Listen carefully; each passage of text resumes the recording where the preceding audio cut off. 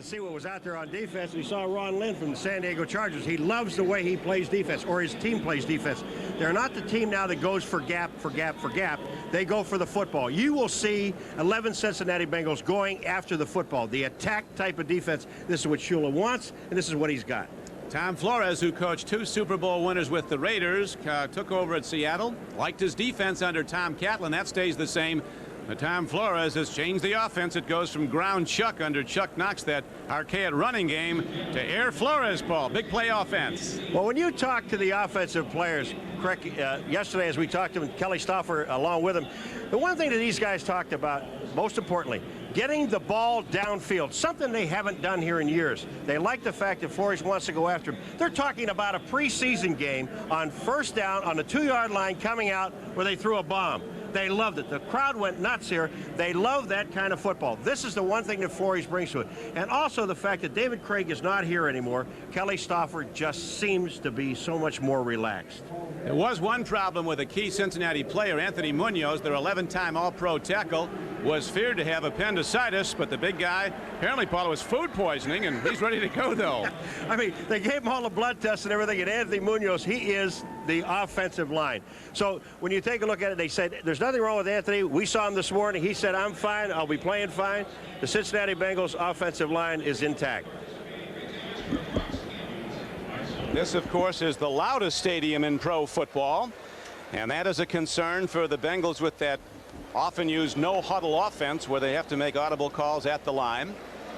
Their coach is all concerned about that, and they've worked hard all week using a lot of hand signals to try to offset the decibel level that can kick up here in Seattle. So the Bengals send out their unit. There they are, a team that was 3-13 a year ago and had an absolutely horrendous defense. They gave up points like an NBA team. But they're really pleased, Paul, with the way it's looked in the preseason. They've gone from read and react, as you pointed out, to the attack defensive Ron Lynn. Yeah, Ron Lynn just brings that to this team. And when you have a team that now could not do so much of just reading and going into a gap and sacrificing your body, you're going to see players going after the football. And if you're on defense, you kind of love that. You see the defensive ranking. That could change. David Shula brought in Ron Lynn. He's talking with Marv Braden on the right. That's his special teams coach. David Shula took over the head job when he was 32 years old. Just had his 33rd birthday. Lee Johnson kicks off and knocks it right out of the end zone, or 8 yards deep, and it'll not be brought out. And so there, from their 20, the Seattle Seahawks will go on offense 1st and 10. Kelly Stauffer starting for the first time in the regular season. To start an opening game, we'll have a rookie, Ray Roberts, at left tackle, a #1 draft choice from Virginia. Andy Heck has moved to guard. Joe Toffelmeyer making his first NFL start at center. Derek Brill's in for the injured Millard at right guard. And the line in front is a little bit makeshift. People changing positions. Stauffer with great back in John L. Williams. Chris Warren, an emerging player. And one of the best receivers just signed the other day. Brian Blades isn't starting, but he'll be in on the nickel downs on the 3rd and long. Here is Stauffer with the penalty marker down. He triggers it up the middle. And it looks like it's picked off by Cincinnati. Fernandez Vincent, number 34, the man they call the Snake. Well, we do have a penalty, and it's offside against Cincinnati. No interception.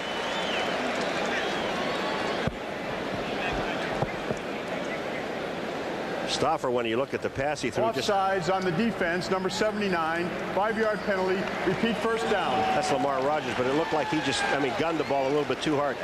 That's what happens when you try to force the ball in. David Shula was a receivers coach last season with Cincinnati. So instead of losing the ball on a turnover, the Seahawks now have it 1st and 5. John L. Williams runs the ball into the left side of the Bengals defense, and we run that down now. The Cincinnati defense much more aggressive up front. Lamar Rogers, who was in his 2nd year now, starts at left end. Tim Crumry, the veteran, at nose tackle. The right end is a former Seahawk, Alonzo Mitz. James Francis, former Bill Ray Bentley. Kevin Walker back from knee surgery, and Daniel Stubbs at 265 pounds back to line. Rod Jones, a very fast corner. Eric Thomas, a very good covering corner. Barney Bussey starts as a deep safety along with a standout rookie from Miami of Florida, Darrell Williams. 2nd and 4. Markers down. Looks like a preseason game the way this is beginning. The officials come over and let's see if they wave off the catch. David Daniels actually did catch the ball. He went down the field too far on the play, and it just looked like it was a comeback route where he goes down maybe 7 to 8 yards to come back and just sit there. He didn't do that. He kept right on going down the field. The ball was thrown short. Offsides on the defense, number 79. 5-yard penalty, 1st down. Lamar Rogers, 10 yards. Seattle, nothing. That aggressive defense, Paul, getting off a little bit early. It's a little too aggressive, isn't it? Rogers was a guy who last year did very little. He was a 2nd-round draft pick in '91 out of Auburn, but he's looked good in camp. They'll bring as many as 10 or 11 people up to the line at times, the Bengals on defense. Run on 1st down. This is Chris Warren, a big back with good speed. He turns it up and out and gets to the 38-yard line. Boy, did he get a great block from number 43, Tracy Johnson, who's in the backfield. Watch 43. Keep your eye on him. He just turns into the inside. Look at that block. It just enables Chris Warren to get back to the outside. That's the one thing with this team. When you look at the fullbacks blocking, John L. blocks very well. Tracy Johnson, we just saw him block very well.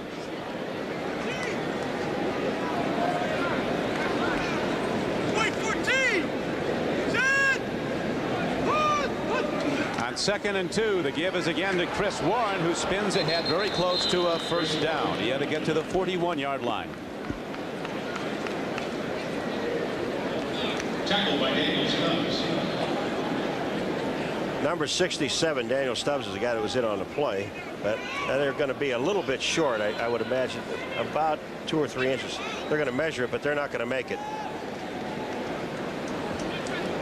When you look in the middle now, 69, that's Crumry sitting in the middle of Lamar Rogers, but 67, here comes Stubbs across. What a great read he just made.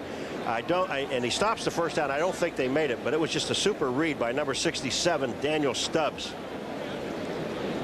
The Cincinnati defense, Paul, has to improve with the pass rush. Last season they had an NFL low 21 sacks. The Bengals, and their nose tackle led them in sacks. Crumry had 4. Inches from a 1st down. What a great guess on my part, huh? Yeah. New football. This is one of those deals I really would like to see, and you know, you don't want to get a quarterback hurt or anything, but I like to see the quarterback, without even anybody else knowing except the center, just walk up, tap the center, and go. And no one's going to be offside, and he's going to be, as big as Stauffer is, he's going to be able to pick up the 1st down.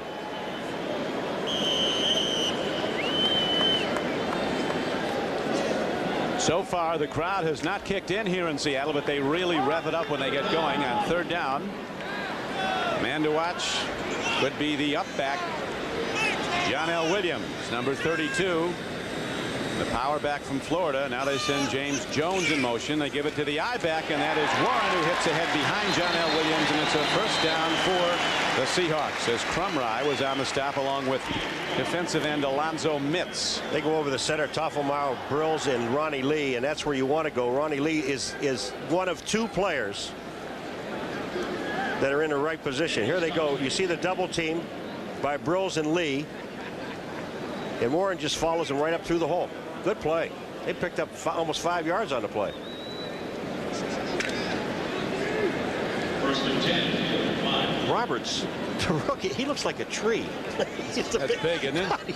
I mean, he is really big, number 73. The left tackle, he's 6'6", 305 pounds. As Stauffer drops on 1st down, lets it go long. The timing's right, and the ball is caught inside the 25-yard line. Chris Warren coming out of the backfield takes a perfect throw from Kelly Stauffer, a gain of 33 yards. Oh, they line up Chris Warren wide out on the outside. Fernandez Vincent was covering him. You see Francis in Kelly Stauffer's face, but watch where this pass is thrown. Right there. There's just no chance for the defense, for Vincent to get there. And Chris Warren, who was lined up as a wide receiver, made the play. Outstanding. It was that. Vincent, who had an earlier interception overturned because of an offside by one of his linemen, now is beaten deep, and the Seahawks start to challenge in this scoreless game. Warren again. This time the Bengals go for the ball. Ron Lynn is a guy who preaches turnovers and sacks. 1 year at San Diego. Its first year as defensive coordinator of the Chargers. San Diego had 62 sacks, a team record, and they had an NFL high 22 fumble recoveries. So they punch at the ball and look to knock it free. But that's the secret to this defense is if once you get to the ball, go ahead and take a shot at it. I mean, really try to strip the player of the ball, because you're going to have that much pursuit coming behind you. You're always going to have more people going to the ball. Instead of just playing a field position, they play the ball. 10 minutes and 25 seconds to play in the first quarter. No score. Here's Stauffer with a deep drop. The rush comes into the end zone, and the ball is broken up beautifully. Coming over to knock it down was cornerback Rod Jones, number 25, who can run with anybody.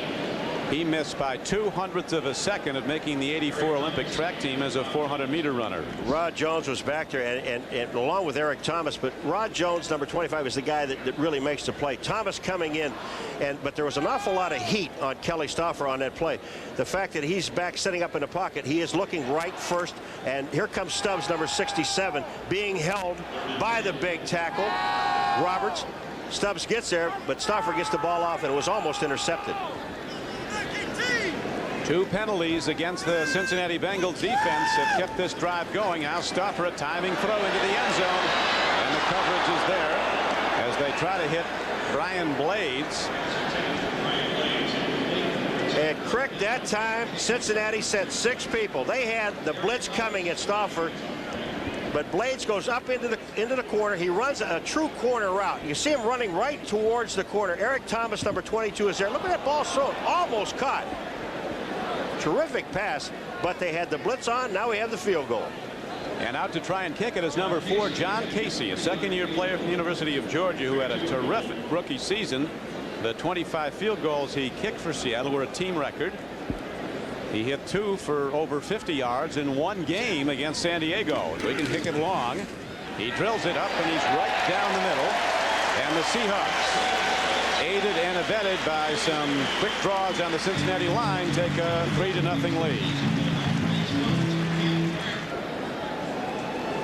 John Casey just hit the 40-yard field goal, and that gives the Seattle Seahawks the opening points of the game, a 3-0 Seattle lead. Here's the scoring drive, Paul. You know, what's really interesting is how they kept the ball. They had 2 penalties that kept the drive alive because there was an interception. But take a look at this. To take the opening kickoff in the first game and be able to drive down and get points on the board, that is very important for any team. Casey kicks it off deep. And here come the Bengals. Turning it upfield is Eric Ball, and he is out across the 30-yard line to about the 32. Eric Ball, who has the whole package but is often injured. There's the offensive line. The great Anthony Munoz at left tackle. Kozerski, a late signer. Back at guard, he's a good one. Mike Arthur, a quick, small center. Melander and Walter on the right side. Walter was also a late signee, holding out. Esiason, who had a terrific preseason, produced 42 points in 5 quarters of play with Green and Ball as runners, McGee and Rembert. The opening wideouts, Rodney Holman, 2 times an All-Pro at tight end. Cincinnati tries to run, and the Bengals come striking hard as the veteran Jeff Bryant, number 77, starting for the injured Jacob Green at left end, makes the stop.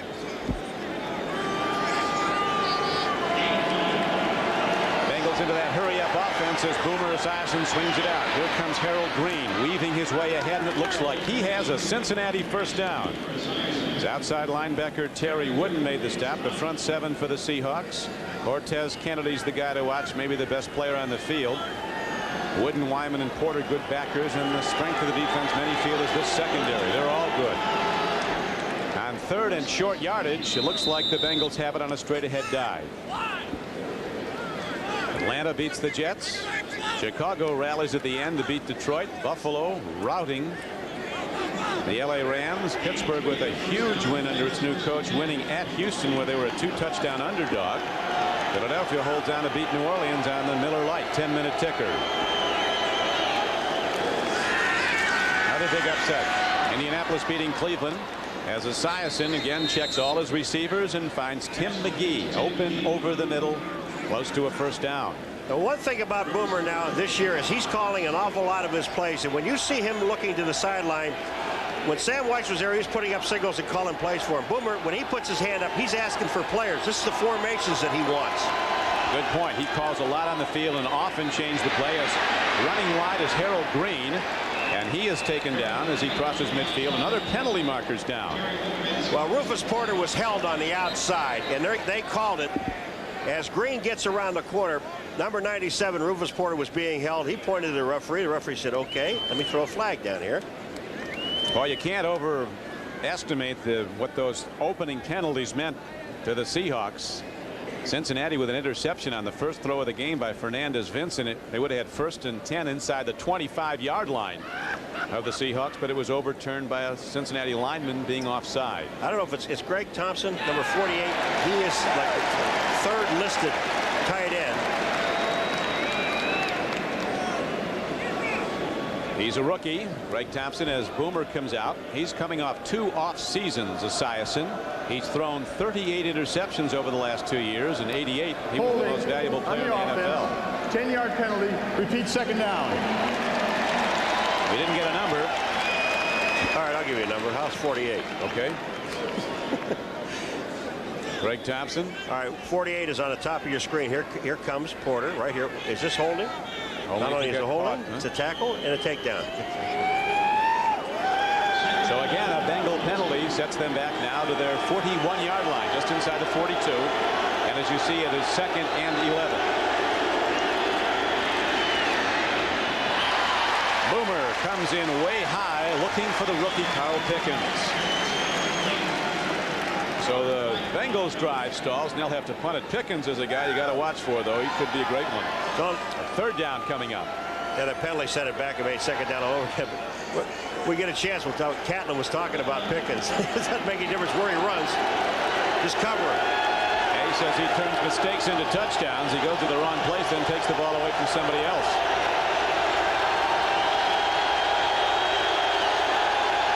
Now the noise kicks up to a tremendous level as Esiason throws, makes the connection. Rembert's ahead, and he looks like that 1st down yardage. Reggie Rembert, who didn't do much last season, caught only 9 passes, but he's starting to come on. He was originally a number 1 pick of the Jets, traded to Cincinnati. Bob Spatalski, number 55, is the guy outside. Watch this. He goes for the ball. You've got to make sure that you cover the receiver. He has the receiver short. He did not get there. Davis finally knocks him out of bounds. Rembert. But if you're going to go for the ball, you got to make sure you're going to get a piece of the ball. You cannot sacrifice yourself. It cost them a 1st down. Well, they're going to measure for it, but I think he still got it. Patowski, a rookie from Central Florida, getting playing time in this first regular season game.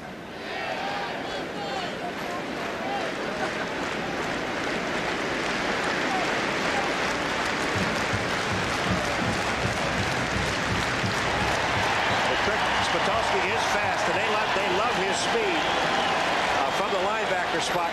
But again, now it's 4th down and short. Well, watch what he does. You see this? He's reaching for the ball. You've got to make sure that you go out and get the man first. If he's going to tackle him, make the catch there, that would have stopped it. They definitely would have had to punt. But now you're looking at 4th and inches. That's what you're looking at. Looks like they're just short. Well, and you've got a line like Munoz, Kozerski, Arthur, Melander, and Walter. I got to believe you're going. Opening game, new coach trying to turn around what was a 3-13 disaster a year ago. Go for it they are, Paul, and Ochula with the ball positioned at the 47-yard line of the Seahawks. I like this. I really like this. This shows guts. And this also shows your team you've come here to win. Boomer's good at drawing people offside also. A slash into the right side, and it's good for a 1st down as Derek Fenner, the ex-Seahawk, on a slant run gets ahead for 5 yards and a 1st down. Isn't that interesting? No, what they do is they bring in the ex-Seahawk into the game to give him the ball to pick up the 1st down against his old teammates who got rid of him. And what a great hole. Walter on the outside made a good block. 1st down. Now running hard is Harold Green, and he's ahead for perhaps 11 yards before being tackled by Terry Wooden and Eugene Robinson. So good crisp blocking up front, opening the hole. Then the slashing runner. Green has tremendous ability, but he also has a bad bat. How long he can go, we'll have to see. You know, they only have actually 4 running backs on this football team for Cincinnati.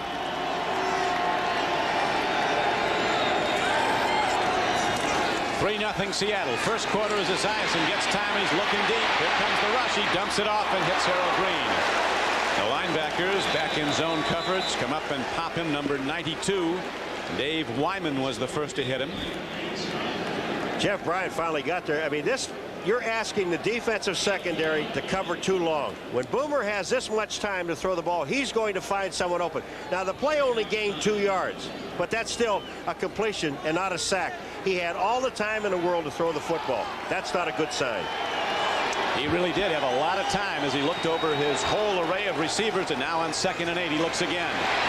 Here's a throw and a catch, and it's down to the 25-yard line.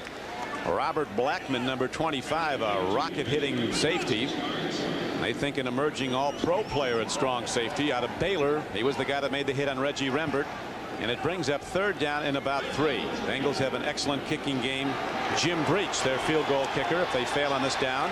Penalty marker down. If the play goes, it will be a Bengal 1st down. As tight end Rodney Holman came up, caught the ball over the middle. Another interesting guy for Cincinnati in the game is it really is a good friend. Is Brian Brennan. Used to be with the Cleveland Browns. Bernie Kosar was a little upset when Brennan wasn't there this year. Motion on Cincinnati. That'll bring him back. But Brian Brennan, don't be surprised to see Boomer go to him on 3rd down. He is a great clutch receiver. You better cover him. Paul, that's the 5th penalty against the Bengals. Illegal motion on the offense. Number 63 was not set for 1 second prior to the snap. 5-yard penalty. Repeat 3rd down. Oh, Joe Walter hasn't been here long enough to get set. He just came into camp, Joe Walter, number 63. Now on 3rd down and over 8. Esiason will take the drop. Here comes the rush. Rufus Porter coming hard. He was going for Brian. Yeah, he was going for Brian Brennan. You know, Keith Millard, number 75, was in Boomer's face, and Boomer's not happy about it.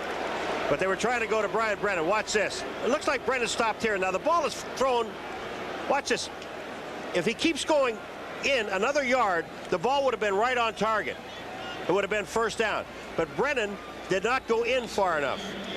Hey, nice beard. Now Jim Breach will try a long one, a 47-yarder.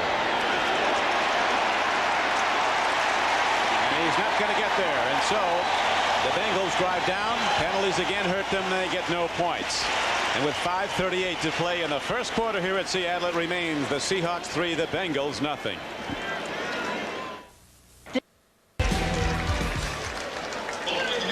Jim Breach, an 80% field goal kicker last season for the Bengals in an off year.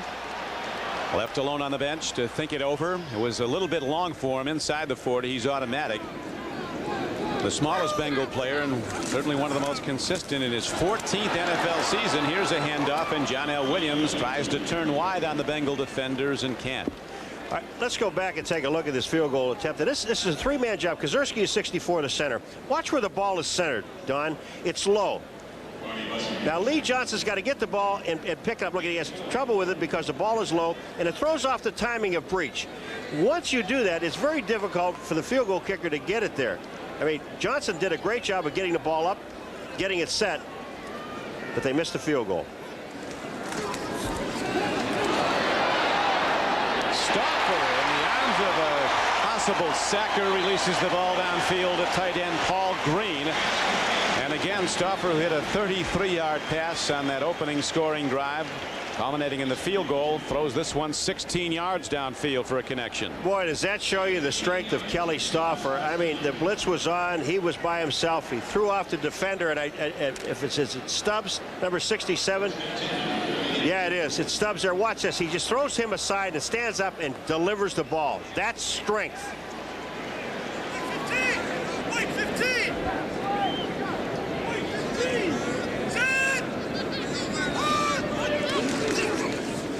Oops. Warren hitting the backfield, spins off it.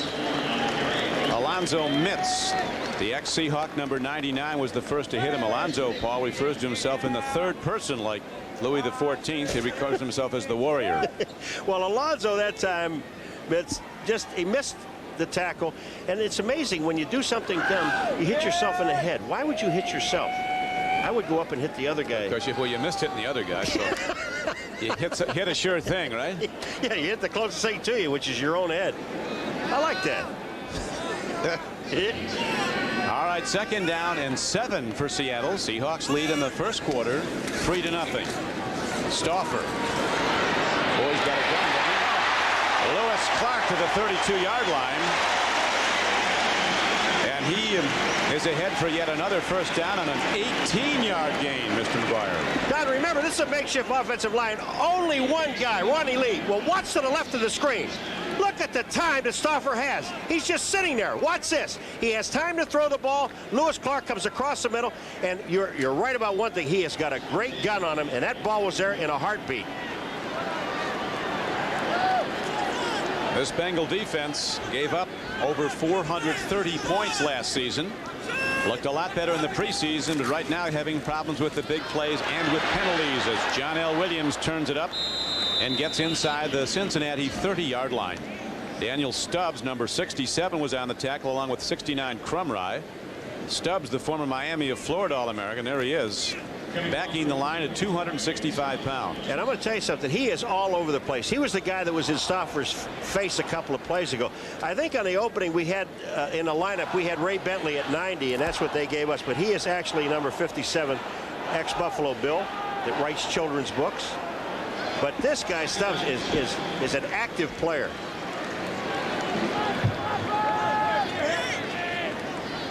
Second down and 7 comes up.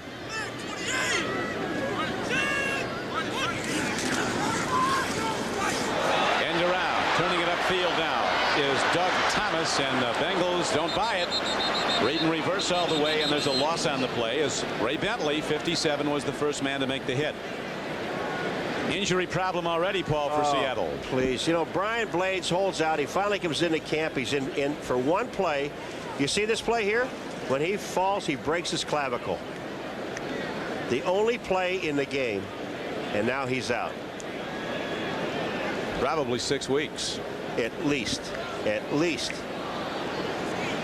Isn't that scary? You know, this is one of the things we'll get into. This happened to Miami a year ago when all those guys held out, and then the guys, they had like 6 or 8 guys hold out. When they got into camp, or got in regular season, started to play, they all got hurt because they weren't ready to play. No question. The biggest danger of a holdout is guys get injured. Here is a blitz and a sack.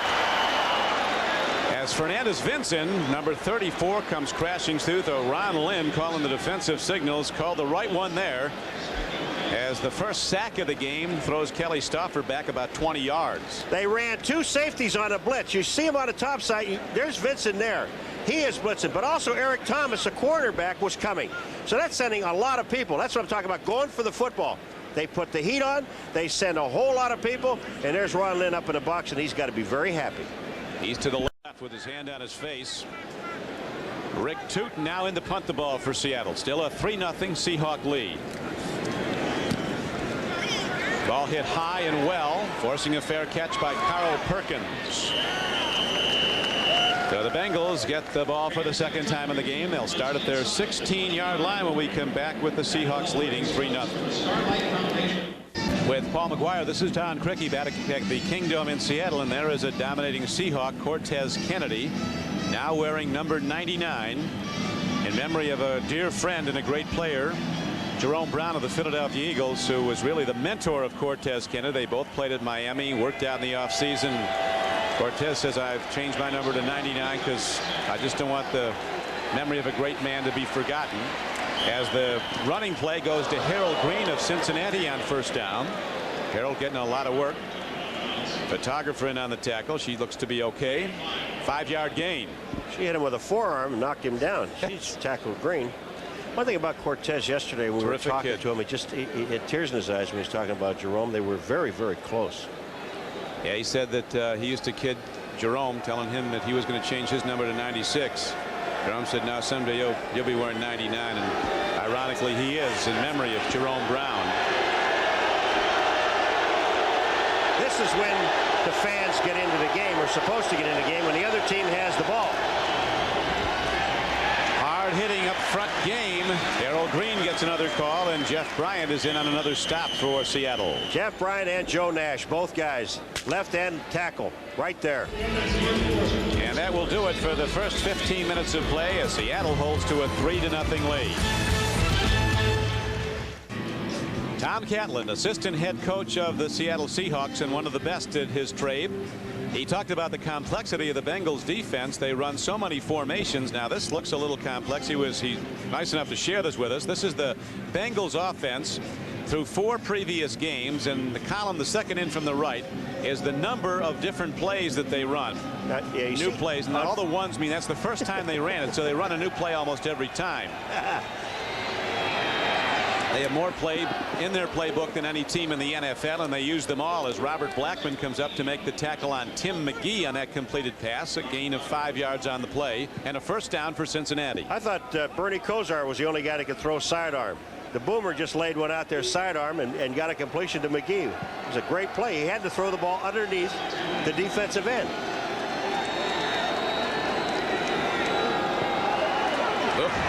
Whoops. Boomer tried to get an early snap when he saw Jeff Bryant jump into the neutral zone. Well, what happens here is that Jeff Bryant jumps in. As long as he doesn't touch anybody on defense, he can get back. But when he did that, then I think Kozerski, number 64, left early. So he cannot leave early. Watch on the top. 77, does he touch anyone? No. He can get back. Now they center the ball. I mean, there should be, the penalty has got to be against Seattle. The offensive line doesn't have to move. Offsides on the defense. That's right. 77, 5-yard penalty. Repeat first down. Mike Arthur, the center, centered the ball. I thought Kozerski jumped, but that was after the ball had already been snapped. What a heads-up play by the offense of Cincinnati. So they finally get Seattle. They get a yellow flag, and it makes it 1st and 5. Darrell Green, nothing there. Let's go back this way. Even less there as he's taken down from behind by linebacker Terry Wood, number 90, out of Syracuse, who's really been a standout for the Seahawks, and he's come off major knee reconstruction to become one. Well, they could have called holding on Greg Thompson, number 48, the tight end again, and there's a flag on the play. I think you're right. The Seahawks are all cheering the call. I mean, that isn't where the flag is. I think they're starting to smack each other.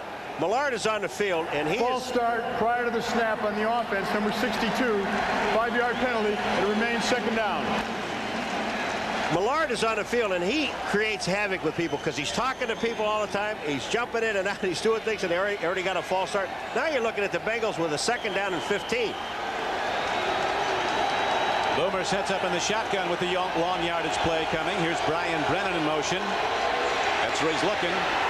Whoa, almost a pick as Boomer came in high with a fastball. Carl Pickens downfield going at the ball. Big pressure put on this Keith Millard, who was the NFL's Defensive Player of the Year at Minnesota one season, now a Seahawk, and he's from this area. He's putting the heat on in all these pass down plays. And physically, he's fine. Upstairs, it's another story. But I'll tell you, his body is right. He's ready. They're double teaming him, and he's still busting through, and he gets Boomer. Biggest play of this game by Keith Millard.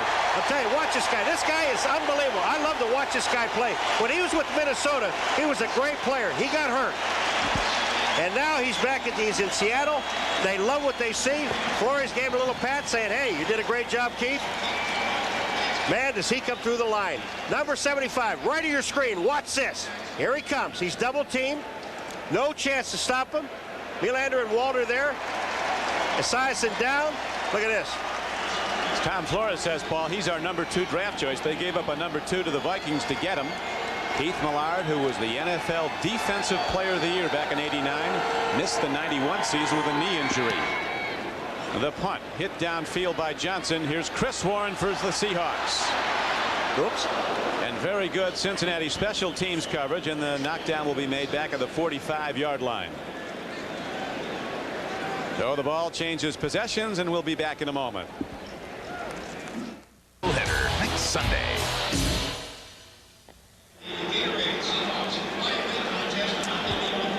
Bentley, who came to Cincinnati from the Bills as a Plan B linebacker, as you pointed out, Paul, he writes children's books. He also has that Alice Cooper look around his eyes. Look at he told me that they said that the league said he couldn't do that this year, but he's going to do it anyway. Apparently he is. Yeah, that's right. Why not? Till they tell him not to. There'll be another warning. Warren runs hard. Chris Warren. Seahawk coaches like him. He went to the Pro Bowl last January. Chris Warren, as a punt returner, averaged over 9 yards a punt return. He's a big back with speed. He's one of the faster Seahawks, running inside of 4.5, and he weighs 220 pounds.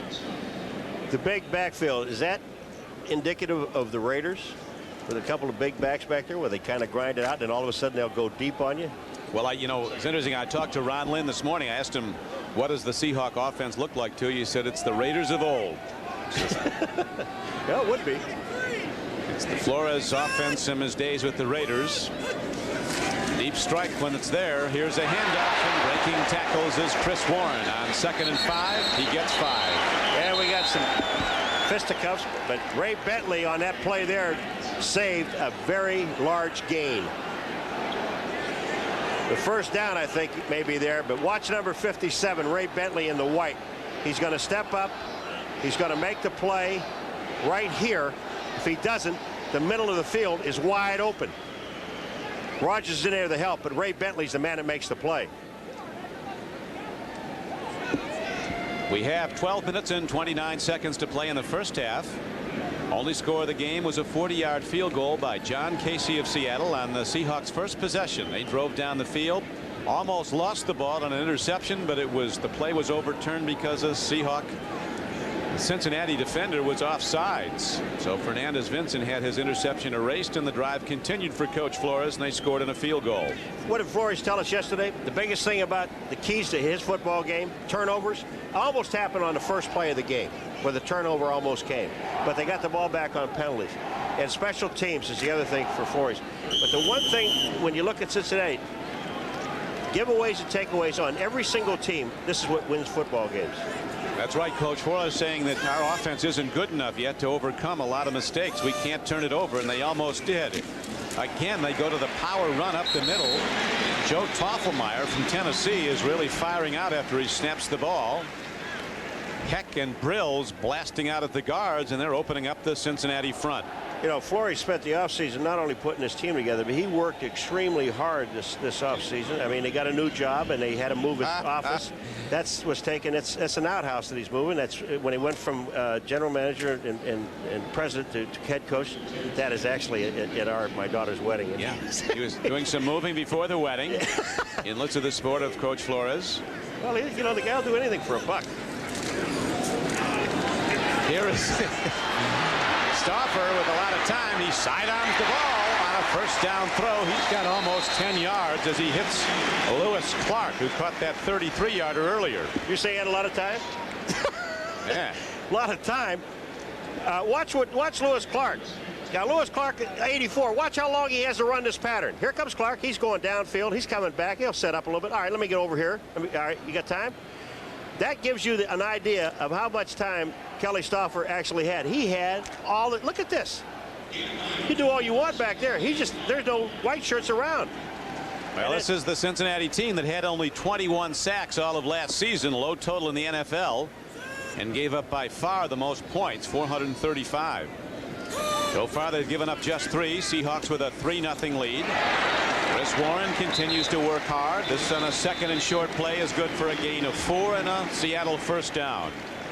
James Francis and Kevin Walker, 2 linebackers, were on the stop for the Bengals. Along with Tim Crumry, you know, this mistakes. See, I like the defense of Ron Lynn.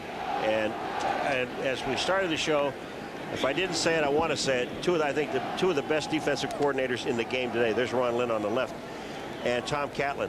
And this is basically a defensive struggle in this football game.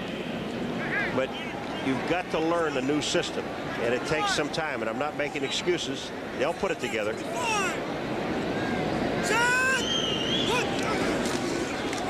Stauffer with a first down throw, another connection. Boy, big hit put on. Let's see if I think they're going to rule it a fumble and a recovery. And here come the Bengals down the field with a cordon of blockers behind him. Ray Bentley could be heading for the end zone. And the linebacker who came from Buffalo appears to be in. Touchdown is the signal. And as you know, there's no replay to look whether this was in truth a fumble or not. It's a touchdown. There is no replay, folks. Whether you like it or you don't like it, Ray Bentley ends up getting a touchdown. The man who fumbled the ball was Doug Thomas. He was drilled. The ball came out. I think it was a fumble anyway. He was hit, and the ball comes out when he catches it. Here he is, right? Doug Thomas. Was he down? Watch this. No, he's not down. There's the ball is out. Clean all the way. Bentley reaches over and picks it up. A 72-yard return. Look at Doug Thomas, 85. Francis hits him. Where's the ball? The ball is already out. See, it was on the ground. It was under Francis' arm. But see right here, Bentley, if he were on the ground when he picked it up, they could have said he was tackled. But he wasn't. He picks up the ball, picks up his blockers, and picks up a touchdown. Tell you one thing, this guy got pretty good speed, huh? Like Gale Sayers the way weaving down the field. The extra point by Breach is up and good, and so the Bengals, who've been unable to do much on offense today, get a huge play from their defense. Officially a 75-yard fumble return by linebacker Ray Bentley, and the Bengals lead. Ray Bentley, what a moment for this linebacker, the author of children's books, the man heavy into mascara. Yeah, well, you see the ball is under Francis, and it was truly a fumble. There's no question about it. Look to the left of Francis. The ball is on the ground. Bang, you see it there? Yep. It comes out. That is fumble. Bentley picks it up, goes for a touchdown. And we're just talking to one thing. The first thing Tom Flory said to us, if we turn the ball over, we're not strong enough to recoup. Lee Johnson really pounds it deep. Whoa, this bounce. Chris Warren has to run it back, and all of a sudden this game is turned, as the ball might have skipped off the foot of the intended return man. It looked like Doug Thomas kicked off his foot, so Warren picked it up. He had to run it out, and now they start deep in their own end. Brought to you by Oldsmobile, the power of intelligent engineering. By Champion Authentic Athletic Wear, it takes a little more to make a champion. By the Beef Industry Council and Beef Board, beef, it's what's for dinner. And by cold filtered Keystone, Keystone Light and Keystone Dry. Bottled beer taste in a can. Wouldn't that be great? We return to the Kingdom in Seattle, where we just had another misplay by receiver Doug Thomas. He fumbled earlier, that was returned for a touchdown. Now the ball caroms off him in the end zone, comes out, and his teammate Chris Warren alertly jumps on the ball, but he's swept under. Very nearly a Cincinnati recovery inside the 5. Chris, you know, when you look at it, once that ball hits back in the playing field, it's live, and Chris Warren did a great job of just grabbing the ball and trying to move it upfield. Seahawks could throw. They've been doing that in the preseason from back here. They go to the play fake and the run, and Chris Warren goes to the 10-yard line. Let's check the 10-minute ticker. Bears rallied in the last moments to beat the Lions. Lions have now lost 7 of 8 at Soldier Field. Buffalo looking like a Super Bowl team again, although they beat a lesser team, the Rams. Pittsburgh with maybe the biggest win of the day. 2-touchdown underdog winning at Houston. Eagles prevail over New Orleans. And here it is Cincinnati with a 7-3 lead over Seattle. Chris Warren runs again on 2nd down and 4, and he's out close to the 14-yard line. Tackle on the play for Cincinnati by Ray Bentley, who's right back in there making stops after he ran for a touchdown. You don't get, let me explain something to you. You can pick up the ball and run 99 yards. I guess they're going to measure this. You can run 99 yards for a touchdown. You don't get tired when you score a touchdown. You know, you don't get hurt when you score a touchdown. You ever see a guy catch a ball, make a fantastic catch, fall in the end zone on his head, but he scores a touchdown, get up, do his little dance, run to the sideline, and then collapse. But you don't after a touchdown, you don't do it where people can see you. That was the play not only of this game, that was the play of Ray Bentley's career. Oh, yeah. You know, this is the 3rd time we've had the ball 3rd down in an inch. These guys got to learn how to mark the ball better. Yeah, this. Chris Warren getting a lot of work for the Seattle Seahawks early in this game. They've been going to him time after time. He's pounding out the yards. So far, he's run it 11 times for 42 yards. You want to make it 12? That's probably the call. Ball, 13-yard line. I would think so. Now, if this were second down, you would look for a play action. But it isn't.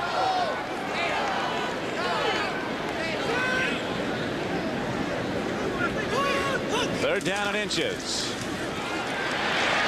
Bengals close quickly on John Williams. He got it out to the 15-yard line. If he held on, he has a first down for Seattle. Alex Gordon made the stop. He's the new captain, isn't he? He is the new captain. He looked like he was like a rejuvenated guy at practice yesterday. Oh, he loved it. I mean, that's a great honor to be voted captain by your team. He's really wearing those stripes well. He's a very up guy. The general consensus among the Seattle players and the difference between the Chuck Knox era and the Tom Flores, they said they had the toughest physical training camp they've ever had under Flores, and yet it's a more relaxed atmosphere. Well, under Flores, it's if you play, you stay. If you don't, you're gone. Very simple. Work hard, but there's not a lot of yelling. Oh, almost another 6 for the Bengals as James Francis, the linebacker, the ball hit him in a bad place. Boy, you know, you had Right double in the hands. coverage. Yeah, you had double coverage on the outside. If it hit it between a 5 and a 0, he might be able to catch it. Watch Francis. Just get himself to the outside. He's covering John L. Williams and covering him short. That ball hits him right in the hands. He would have walked home. Again, we're looking at turnover, and that's what kills every football team. Is the giveaway takeaway ratio. Good play by the defense. Excellent play. Stauffer has made a number of big throws early in this game, particularly in the drive that set up the opening field goal. He's 5 for 8 for 79 yards. On 2nd and 10, he goes to the run, but the Bengals aren't buying it. He thought he'd catch the Bengals looking pass, but they were playing run, and they stopped Chris Warren for little or no gain. Now Stauffer has to throw the ball. Lamar Rogers was on the stop for the Bengals.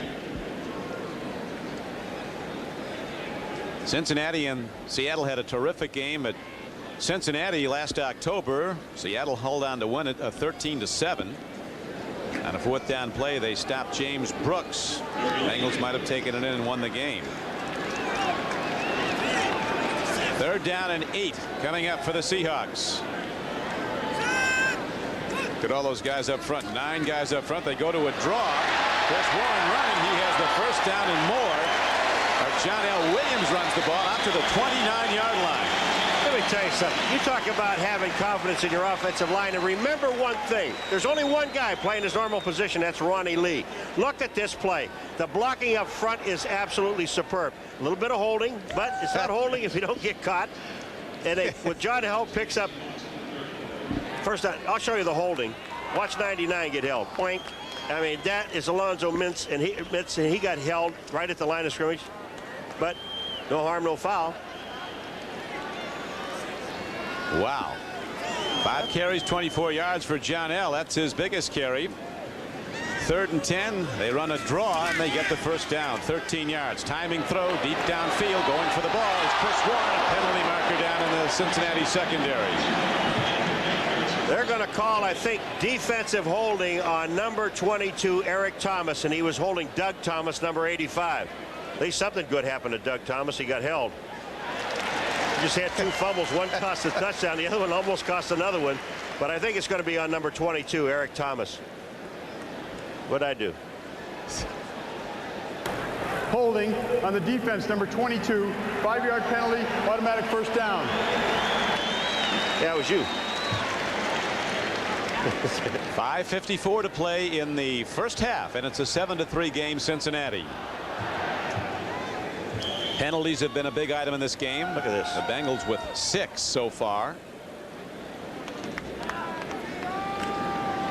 I mean, you take a look at those 2. One on an interception cost them. Seattle went down. 2 became first downs.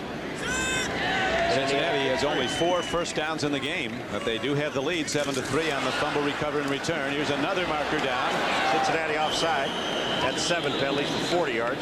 Great open field tackle by Fernandez Vincent, 34 on John L. Williams.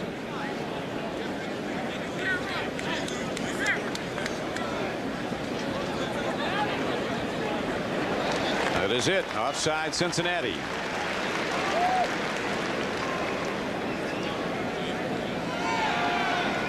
I just, you know, when you see Cincinnati coming like they are and bunched in the inside like they are.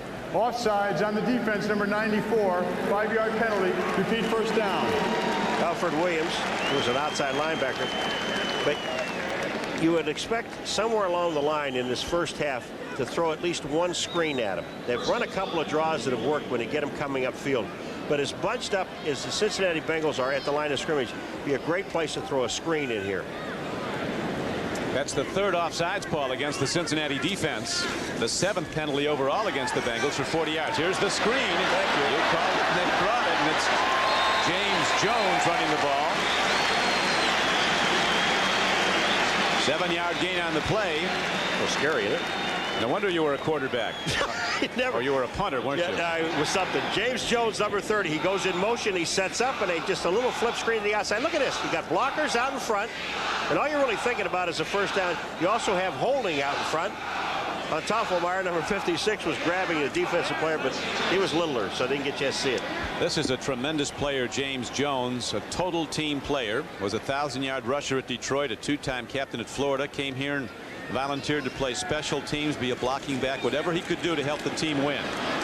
One of the leaders of the Seahawks. Here's an out pattern thrown, and the tight end, Paul Green, comes in with the ball. His 2nd reception of the day. Big rangy tight end from Southern California. Excellent hands. The one thing that you look at is Kelly Stoffer went back to throw. Now he throws the ball to Paul Green. They only picked up a few yards on the play. Actually, I think about a half a yard if they picked up anything on the play. But it's the time that Stoffer has to throw the ball. The rush is not there. The only time that the Bengals have really gotten close to him is when they've sent blitzes with corners and safeties.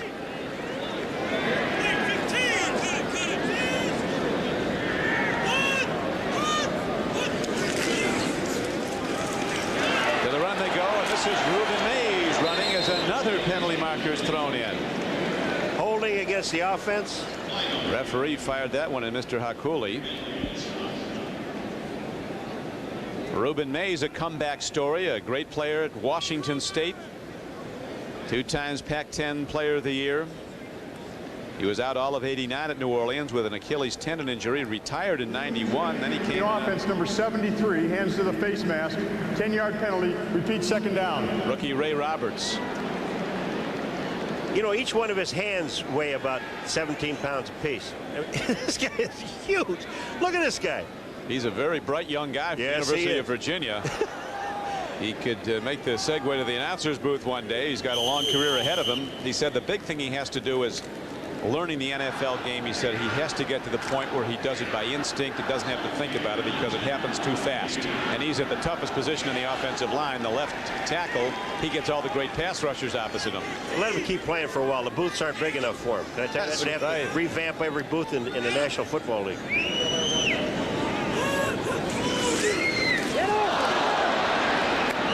Looked like Kelly Stoffer tripped on the 33-yard line. Well, I think what happened is he got stepped on as he came out by his own man. Is it Brills, number 64? It would be on his right, or the right guard, and steps back. Watch 64's left leg. He steps right on Kelly Stoffer's foot. He goes down. That happens in the best of families. Oh, yes, and it's very nice. And Lamar Rogers, which is really nice, he ends up getting credit for a sack. No, he does. He's the nearest to him. Oh, sure. He touched him when he was down, so now it's 3rd and long yardage. 3rd and 25. Here comes the blitz. Oh, Alfred Williams got a hand on the ball as Kelly Stoffer tried to dump it off to James Jones. Another screen set up, and Williams was there. The rush comes on. You've got to, wherever you're throwing the screen, can we freeze this for a second? Wherever you're throwing the screen, Stoffer's throwing to his left. So that means that Ray Roberts has got to take down Williams. I mean, he's got to get him out of the flow of the pattern. Now watch the top of the screen. Crick, when he throws here, you see what Roberts does? He doesn't get in his face. Now he's there. He's free. When you go to throw the ball, he gets up in the air and knocks the ball down. He is in the line of flight, so you got to get him off the ground. The punt hit downfield by Rick Tootin. Carl Pickens, the rookie, takes it. He fair catches the ball at the 28. A 41-yard punt, and it's net 41 with no return. Bengals have it and the lead when we come back. We turn back the hands of time. 1963. Don Shula, age 33, head coach of the Baltimore Colts, the youngest head coach in the NFL. And now to 92 and his 33-year-old son David Shula, the head coach of the Cincinnati Bengals. Signing a room check from last night. When he got the job, Paul, he called his dad and said, I got the job 6 months younger than you did. He actually was 32 when he got the job, and Shula said, well, you got a long way to go to catch up with any of my other records. That's the only record. 306 wins short.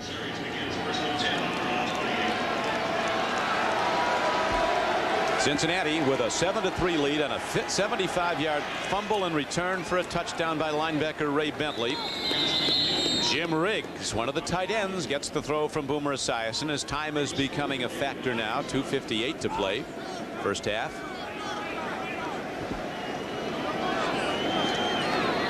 This is basically the 2-minute drill, even though they line up in a hurry-up offense anyway. Rodney Holman takes the ball out to the 49-yard line. 2 in a row, Crick, and the play is open. You've got to cover Rodney Holman with more than just a linebacker. Now the guy was a 2-time first-team All-Pro tight end. Esiason looks everything over, goes up the middle again, finds an open receiver and takes the ball down to the 38-yard line. Crick, you know I said you got to cover him with more than one guy? Well, this time they put 3 guys on Holman, and Rembert goes underneath free. I mean, it's unbelievable. I know you got to cover with a couple of guys, but that last time it was unbelievable. Another throw, separation this time, and almost a pick. Rodney Holman, 82, the intended receiver. Robert Blackman made a play on the ball and almost had it with 2 minutes left in the half. Well, Rodney Holman was a little bit late getting off the line of scrimmage, but Blackman makes a super play. The ball is there. He pulls the ball loose. Never had control. A game with limited offense and the underdog Bengals lead. At halftime, the Domino's Pizza NFL Live halftime report with Bob Costas, Joe Namath, and O.J. Simpson. Scores and highlights of opening day 92, and there have been big upsets. They'll review them and show you the big plays. We've had a huge play in this game, a fumble recovery and return by linebacker Ray Bentley of Cincinnati for 75 yards and a touchdown. Now with just under 2 minutes to play in the first half, the Bengals' Harold Green struggles to get yardage. Terry Wooden gets him. Look at the Bengals are trying to catch since they got Seattle with too many men on the field. Joe Nash never got off. And he could have called offensive pass interference on Reggie Rembert, which they didn't call, but Joe Nash never got off the field. And Cincinnati caught him going off. They're going to get Seattle, first of all, with too many men on the field. But here it is, Reggie Rembert downfield. Watch this. Now, you know what they call that? Incidental contact. How about a tackle? You talked about incidental tackling contact.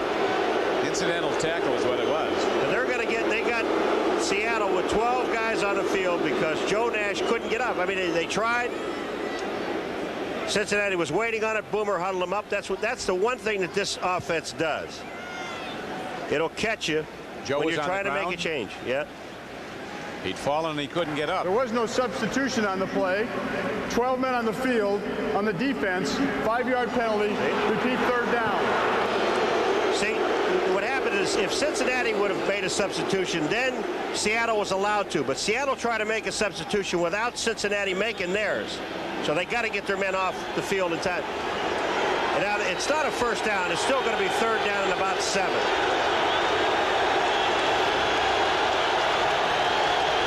1:39 to go in the half. Esiason sidearms the ball and makes the connection to Carl Pickens. He's down to the 30-yard line, and fourth down comes up. Player down. Looks like cornerback Dwayne Harper, who's down for Seattle. Now Pickens is going to run a little delay underneath, and look at number 29. Sharp, but he just rolled up onto his ankle, and that's the way it looks from here. Here we come back. Take a look. A top player for the Seahawks. Rolls right up on his left ankle. Ooh. So while Dwayne's attended to. There's a break on the field. We'll be back in a moment. Working to be the best. This is Don Criqui with Paul Maguire back at the Kingdome in Seattle. Dwayne Harper, left cornerback for the Seahawks, being attended to. He walked off the field under his own power. Appeared to be in pretty good shape as he's attended to by the team physician. So he should be back out there. One of the best covering corners in the American Conference, Dwayne Harper. And the other corner, Patrick Hunter's just about as good. It's a 7-3 game. Cincinnati has the lead and is now ready to try a 49-yard field goal. Jim Breach hits it. It's right on, but it is short.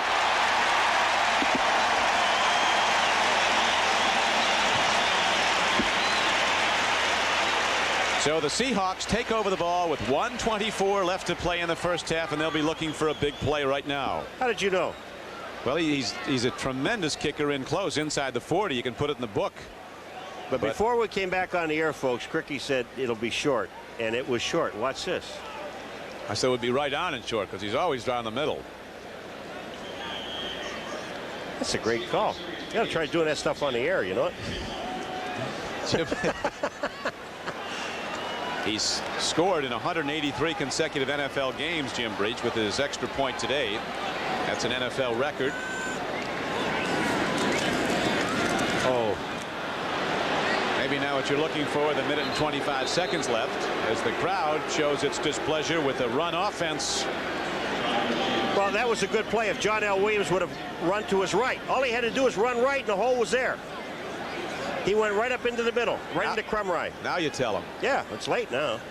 But I saw it up here. He didn't see it down there. I didn't have the ball in my hand either. John L. Williams released and tried to go to the ball as Kelly Stauffer is hit by the ex-Seahawk Alonzo Mitz, the Warrior, number 99. Well, Stauffer's back, and he's got some time right here. All right. But then Mitz is there. Crumry is there. And he gets hit. He was just trying to dump the ball off to John L. Williams. Now the question is, see, the Bengals still have 3 timeouts. So you run the ball here and just get out of here with a 7-3, being down 7-3, or do you try to go upfield and pick up the 13? I think you throw it down the field. What are you playing for? Right in the middle. Right in the middle of the field. Well, you run it.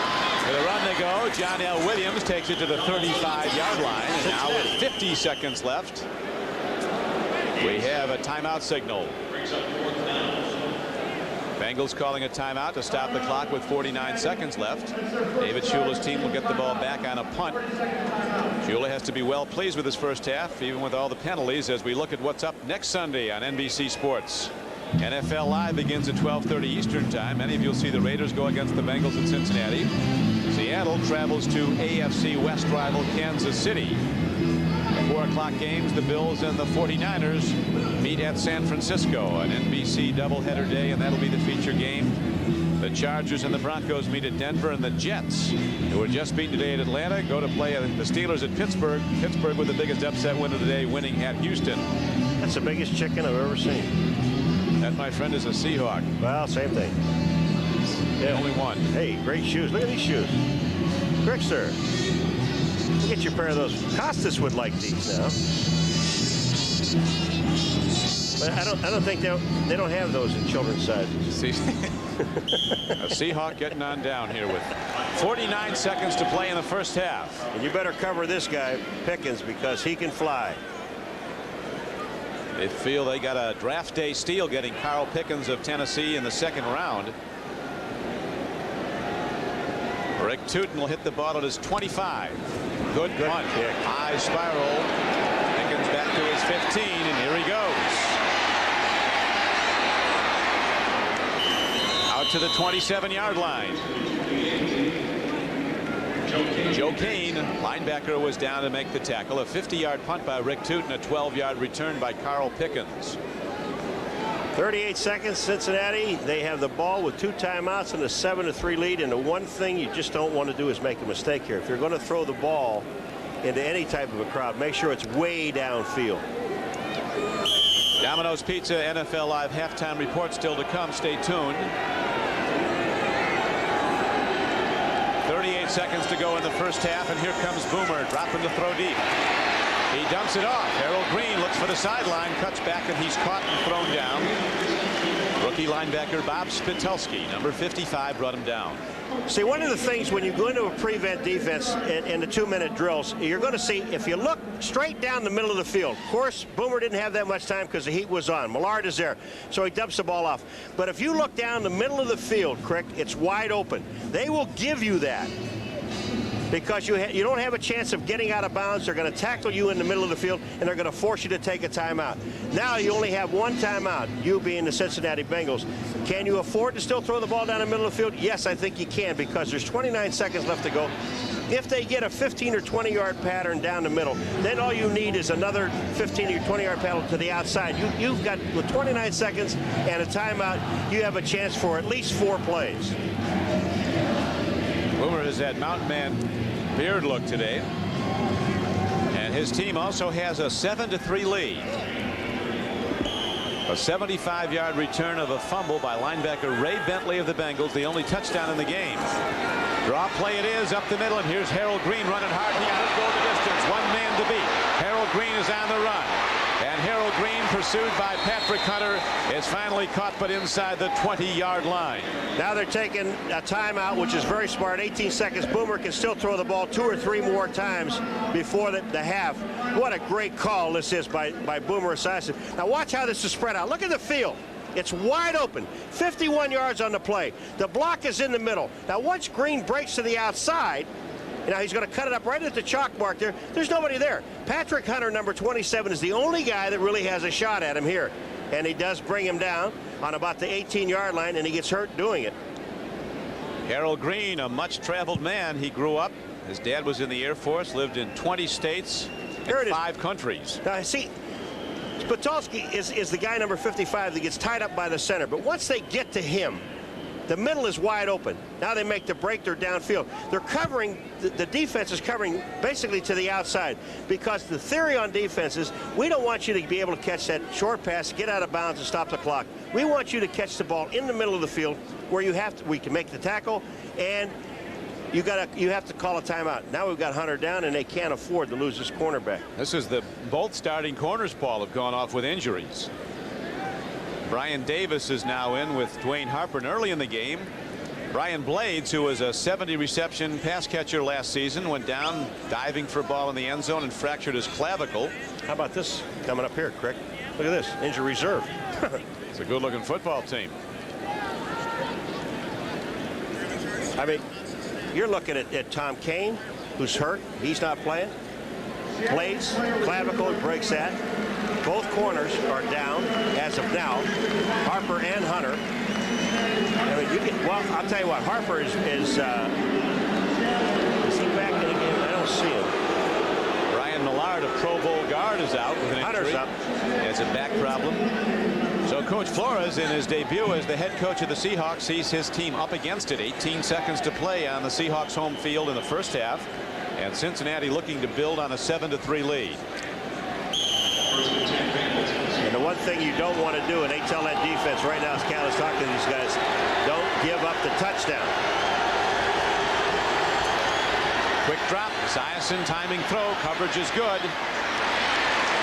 Ball is caught but out of bounds as Brian Davis, number 34, out of Nebraska, in playing cornerback for an injured player. He was a starter for the Redskins, was number 34, Brian Davis, a few years ago in a Super Bowl. And Reggie Rembert is the man that he's covering. Watch this pass. Watch Rembert here. Rembert has already stepped out of bounds, so he can't even come in and catch the ball. The ball goes through his arms. Once he's out of bounds, he cannot come back in and catch the ball. Wouldn't have made any difference. 2 backup corners in for Seattle now. Dwayne Harper's back on the field playing right corner. Esiason against a big rush. Intercepted. Esiason's got a shot at him. He doesn't get him, and finally he moves over and makes the knockdown with 5 seconds left to play. Brian Davis picks it off. So they tried to pick on Brian Davis, and he burned him. Well, the heat was on. You had Bryant and Joe Nash both coming at Boomer, and he's trying to dump the ball away. Again, don't give up the touchdown. Watch this. And then Brian Davis, look at, there's Nash right up the middle. He forces Boomer to throw the ball away. Now watch what Boomer does. Here comes Boomer, and Nash is there, 72. Get out of my way. Way to go, Boomer. Boomer got Nash, Davis, and stopped the touchdown. Yes, he did. A 34-yard return by the interceptor, Brian Davis. And now Seattle's down to one play, and they're well out of field goal range. 5 seconds to go in the half. Yeah, but what a big pickup this is for the Seattle Seahawks team. You know, they're looking at minimum 10-3, right, maximum 14-3, and they get the ball back and stop the drive. That's super defense. Look at these guys down in the end zone. We got 4 guys on a 5-yard line. Stauffer letting a long ball go. It does draw a crowd down there. Oh, and it's incomplete, and that will do it for the first half of play. And so to the locker room they go. Coach Flores and his Seahawks on their home field, trailing David Shula's Bengals 7-3. Shula with an extra spring in his step, a halftime leader. Now let's go to Bob Costas, O.J. Simpson, and Joe Namath for the Domino's NFL Live halftime report coming up next. This is the Domino's Pizza NFL Live Halftime Report, brought to you by Domino's. Nobody knows like Domino's how you like pizza at home. Okay, welcome back to those of you watching the games from Seattle and San Diego. Will McDonough was with us earlier today for the pregame show. We've been joined the rest of the way by Joe Namath and, of course, O.J. Simpson, and we'll hear from both of them in just a moment. To the scoreboard in the game, some of you are watching Kansas City with the 10-3 halftime lead at San Diego. The rookie from Tennessee, the Chiefs' #1 draft choice, Dale Carter, with the 46-yard punt return for the game's first score, the only touchdown to this point, 10-3 Kansas City. About a minute to play before halftime at the Meadowlands. The 49ers lead the Giants 17-7. Now, early in this game, Steve Young left after being hit by Eric Dorsey, and he was replaced by Steve Bono. It looks like a minor concussion for Young, and Bono has come in to replace him. Young had thrown a 3-yard touchdown pass to Tom Rathman earlier. Bono comes in and hits Rathman from 15 yards out. It's 17-7 San Francisco just before halftime. Cincinnati and Seattle, the game some of you are watching. Ray Bentley's 75-yard fumble recovery touchdown the key in this one. Cincy leading it 7-3. Phoenix is at Tampa Bay, and it's a 10-7 lead for the Buccaneers over the Cardinals in Sam Weich's debut as Tampa Bay's head coach. This one has gone to halftime. Now, these are finals from earlier today. Atlanta went up 17-0 in the first quarter, and they hold on to win against the Jets 20-17. Some of the highlights from the Georgia Dome, first regular season game there. Here's Browning Nagel, second-year man from Louisville. His first regular season start, his first play from scrimmage results in a fumble, and although it was disputed, the ruling is that Atlanta recovers, and they turned it into a touchdown. They were ahead 10-0 when they took off late in the first quarter on a 70-yard drive. Chris Miller hit Michael Haynes for the second time of the day in the end zone, made it 17-0, but Nagel didn't fold up. He threw a touchdown pass of 15 yards to Al Toon, and then this 37-yarder to Chris Burkett, who made the catch and spun away from Bobby Butler for the touchdown. However, they couldn't get any closer than 3 points, and they lose it 20-17. Norm Johnson had a 54-yard field goal for Atlanta. Jason Starowski kicked a 43-yarder for the Jets, but Starowski, who was able to win the field goal kicking battle with Raul Alegre in training camp, missed a couple that were makeable, 41 and 42 yards. Well, the Jets win the game if he makes those 2 kicks, sure. And the Jets certainly feel that Browning Nagel did a fine job. I mean, he threw the ball in some places he shouldn't have, but he kept his poise back there in the pocket, delivered the long ball, never got flustered. He's a great competitor, and I think the Jet fans have got to be thrilled with Nagel's performance. And next week, he'll see if he can put a victory on the board against Pittsburgh. On to Soldier Field, where the Bears won a wild game from the Lions, 27-24. This game was tied at 10 entering the fourth quarter, and then they rode the seesaw the rest of the way. Some of the highlights from this one: William Refrigerator Perry will be seen here on the sidelines. He is back in the fold, but obviously not suited up for the opener. As I said, tied 10-10 entering the fourth. Barry Sanders runs through tackles attempted by Jim Morrissey and John Roper, 43-yard touchdown. Sanders had 109 yards on 19 carries, and that made it 17-10 Lions. But the Bears took the lead after a field goal and then this touchdown by Neil Anderson on an 18-yard run, and they were up 20-17. Less than 2 minutes to go. Rodney Peete off the play-action fake, and then a pass to Willie Green, 27 yards for the touchdown. Looks like that'll win it for Detroit. They lead 24-20, but the Bears patched together a desperation drive, and now with 5 seconds to go out of the spread formation, Harbaugh fires this bullet to Tom Waddle with a second on the clock. He makes the catch, and the Bears win it 27-24. Elsewhere, Buffalo all over the Rams, 40-7. Thurman Thomas had 4 touchdowns in this game, 103 yards rushing on 22 carries, 3 rushing touchdowns, 1 on a pass from Jim Kelly, and your old club is at it again. Yeah, I must admit I'm a little surprised. I thought the Jets would be the team to beat in the East this year, especially after the Super Bowl, losing 2 Super Bowls, all the dissension that was written about that was happening up in Buffalo. But it appears as if they think the 3rd time is a charm, and good news for Buffalo is Bruce Smith is back. He had 2 sacks today, and I think the Bills are still the team to beat in the AFC. And James Lofton had 6 catches for 56 yards, and he goes past Steve Largent for the #1 spot on the all-time receiving yardage list at age 36. The 3rd guy on that list, Charlie Joyner, is now the receivers coach for Lofton and the rest of the Bills pass catchers in Buffalo. Pittsburgh was down 14-0 in the first quarter at the Astrodome. They intercepted Warren Moon 5 times. Looks like they've got Moon's number. They intercepted him 5 times last year in Pittsburgh, and the Steelers win it in Bill Cowher's debut, 29-24. Philadelphia got a big day from Herschel Walker, 114 yards rushing, 15-13 win at home over New Orleans. Indianapolis wins an opener for the first time since they went to Indianapolis. The Colts 14-3 over Cleveland, and they sacked Bernie Kosar 11 times in the game, tying a club record. Minnesota won in overtime at Green Bay in Dennis Green's debut, 23-20, a loss in Mike Holmgren's first game as the head coach of the Packers. We're out of here, back to the field for the second half kickoff right after this.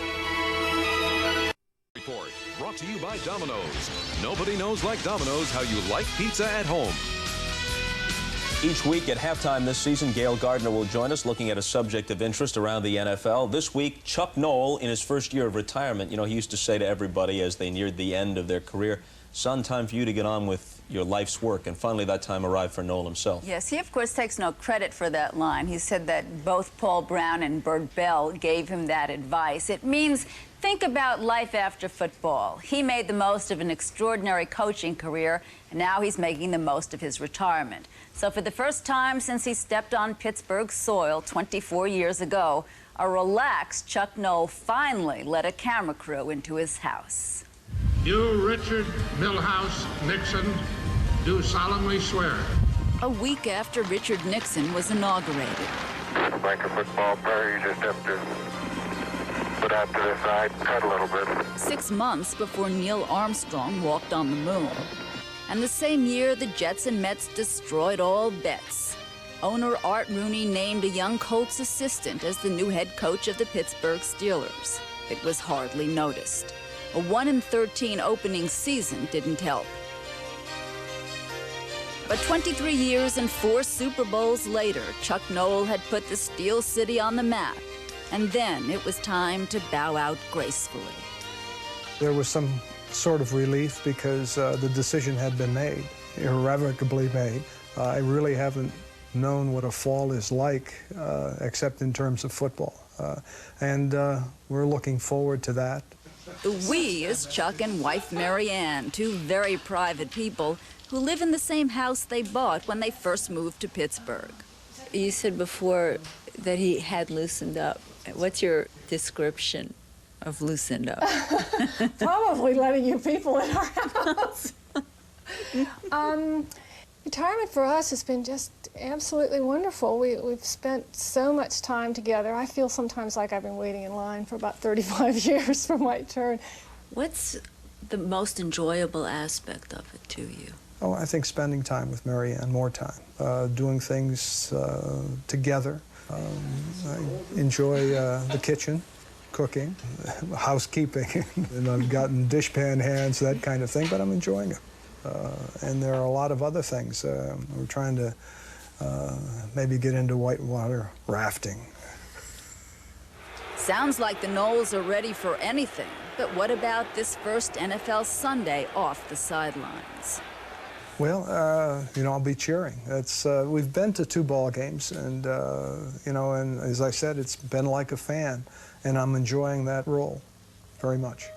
Like newlyweds, the Knolls are both enjoying Chuck's new role and have obviously found the secret to a successful marriage. I think he's the most interesting man I ever met, and I've felt that way for 35 years, so I guess that maybe that has something to do with it.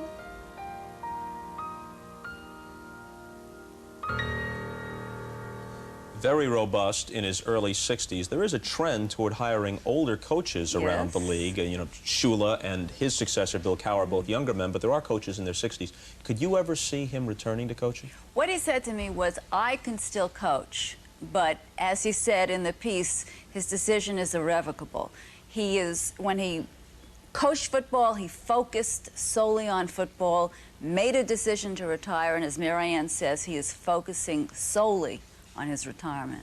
And a happy and long retirement it should be. Our NFL Live halftime activities will continue in just a moment. Stay with us.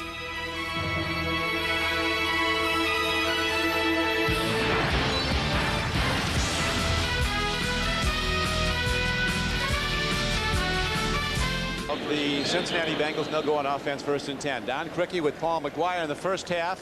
1 turnover for the Seattle Seahawks, and Coach Flores, Paul, talked about we can't afford any turnovers. Turns out to be the difference in the game. Yeah, you know, 1 turnover ends up in 7 points. And then Cincinnati, just before the half, they turned the ball over and cost them possibly 3, possibly 7. What about your friend Flores now? Do you think he might open up the offense more? It got kind of conservative.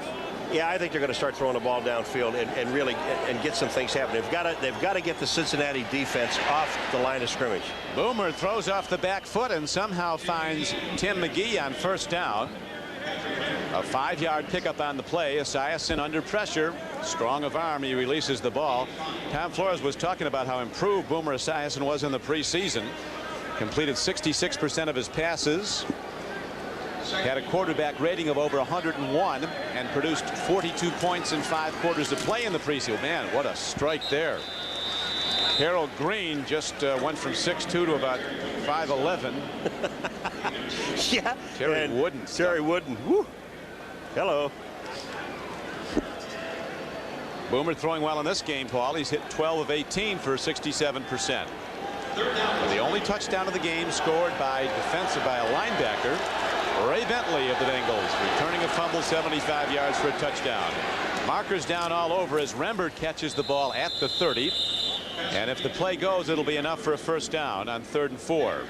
Patrick Hunter back in the game made the tackle. Seattle may have been offside on the play. That'll be a 1st down. That's more yardage. They'll take the penalty if it's against Seattle. As Rembert only picked up about 3 yards. Yeah, they'll take the penalty. Get a chance on the top of the screen to see who is offside. Oops. Hello.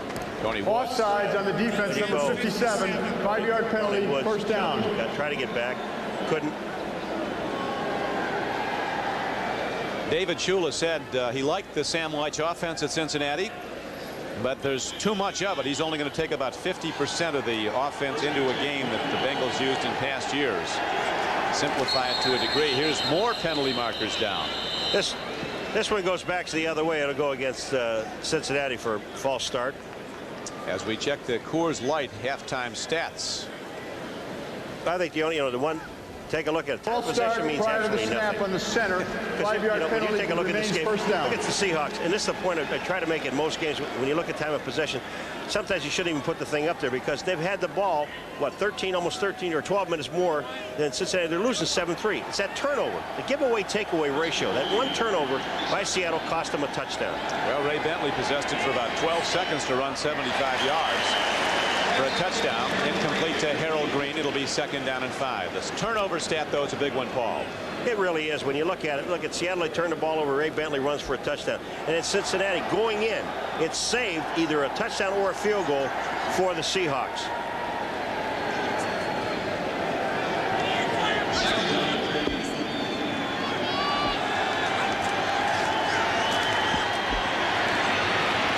Green eludes a tackle and gets ahead on 2nd and 15. Shooting into the backfield and seemingly with a play on him was Dedrick Dodge, number 33, but Green just stepped over him, and Brian Davis finally tackled him after a 9-yard gain. Yeah, but Dedrick Dodge, number 33 right there, saved the 1st down because had Green gotten to the outside with a free blocker in front of him, he would have been able to pick up the 1st down. That time Dodge made him sidestep, gave the defense a chance to get there. The Bengals have been a swinging team, up and down team in the AFC Central. Over the last 5 years, they've been either first or last, alternating years. Here's a downfield throw. Rodney Holman was running with 2 defenders on him, including the strong safety, Robert Blackman. So the Bengals stall on this opening drive, and they'll have to punt the ball to Seattle. Boomer comes off. He was the first quarterback drafted in the 1984 draft out of Maryland, but he was drafted in the 2nd round. No, there is a new rule, and we're going to show it the next time that the Cincinnati Bengals get the ball. They're getting ready to punt now, where the offensive lineman must stay on the line of scrimmage. And when we were talking to Rufus Porter, he said the one thing that Munoz does is he'll cheat a little bit, especially on pass downs, so he gets that little edge on the pass defender or the pass rusher. We'll try to take a look at Munoz later. Lee Johnson hits a good punt downfield, a long spiral, driving back Chris Warren. Excellent special teams coverage by the Bengals. So the Seahawks down 7-3 will take over the ball when we come back at their 15-yard line. The NFL on NBC is brought to you by Subaru. It's what to drive. By Fram Oil Filters. Fram, you can pay a little now or a lot later. By the people at Nike, who encourage you to just do it. And by Goodyear, #1 in tires.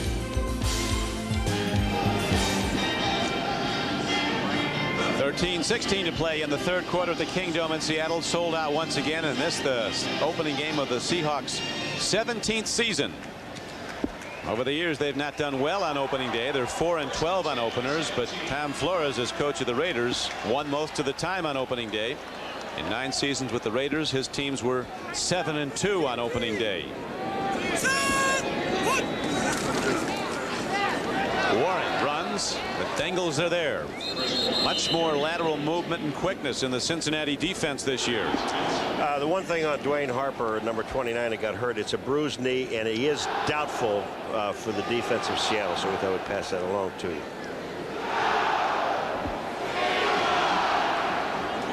What do you think? How do you think this guy gets back into his neighborhood at night? Boy, you got to sneak down the street, don't you? No, he probably goes right down. Nobody goes near him. It's like somebody could go out strafe up. Here is a drop by Stauffer, and wow, nice catch by John Williams, and then a pounding hit by big James Francis, number 50, the outside linebacker from Baylor. Oh boy, you know, Ray Roberts is a tackle now. He's blocking. Look, he really doesn't have any the block. He steps back up. Now he picks up Rodgers. Does a good job there. But the problem is that Stauffer, when he throws to John L. Williams, watch what happens. He hangs him out to dry. He goes up in the air, and here comes Francis. Goodbye. I mean, that you just don't do that to one of your receivers. You're going to throw the ball that short, hit him right in the stomach with it. Don't throw it up where he has to reach up, because linebackers are reacting. The kind they want to throw back at the quarterback. Timing throw downfield. Oh, just a bit long, as streaking down the near sideline was number 85, Doug Thomas. One of the fastest Seahawks out of Clemson in his second year. Yeah, Doug Thomas is flying down the sidelines. He's got... this is close, Paul. Well, it is close, but he's getting held up by Eric Thomas. You know what's interesting is we're watching these two teams, and you look at Seattle on 3rd down and long, and you look at Cincinnati 3rd down and long. They don't. Either team goes to the shotgun. Yep. The quarterbacks get up under center. That, first of all, is a lot of confidence in your offensive line, or your center can't get it back there. The other thing.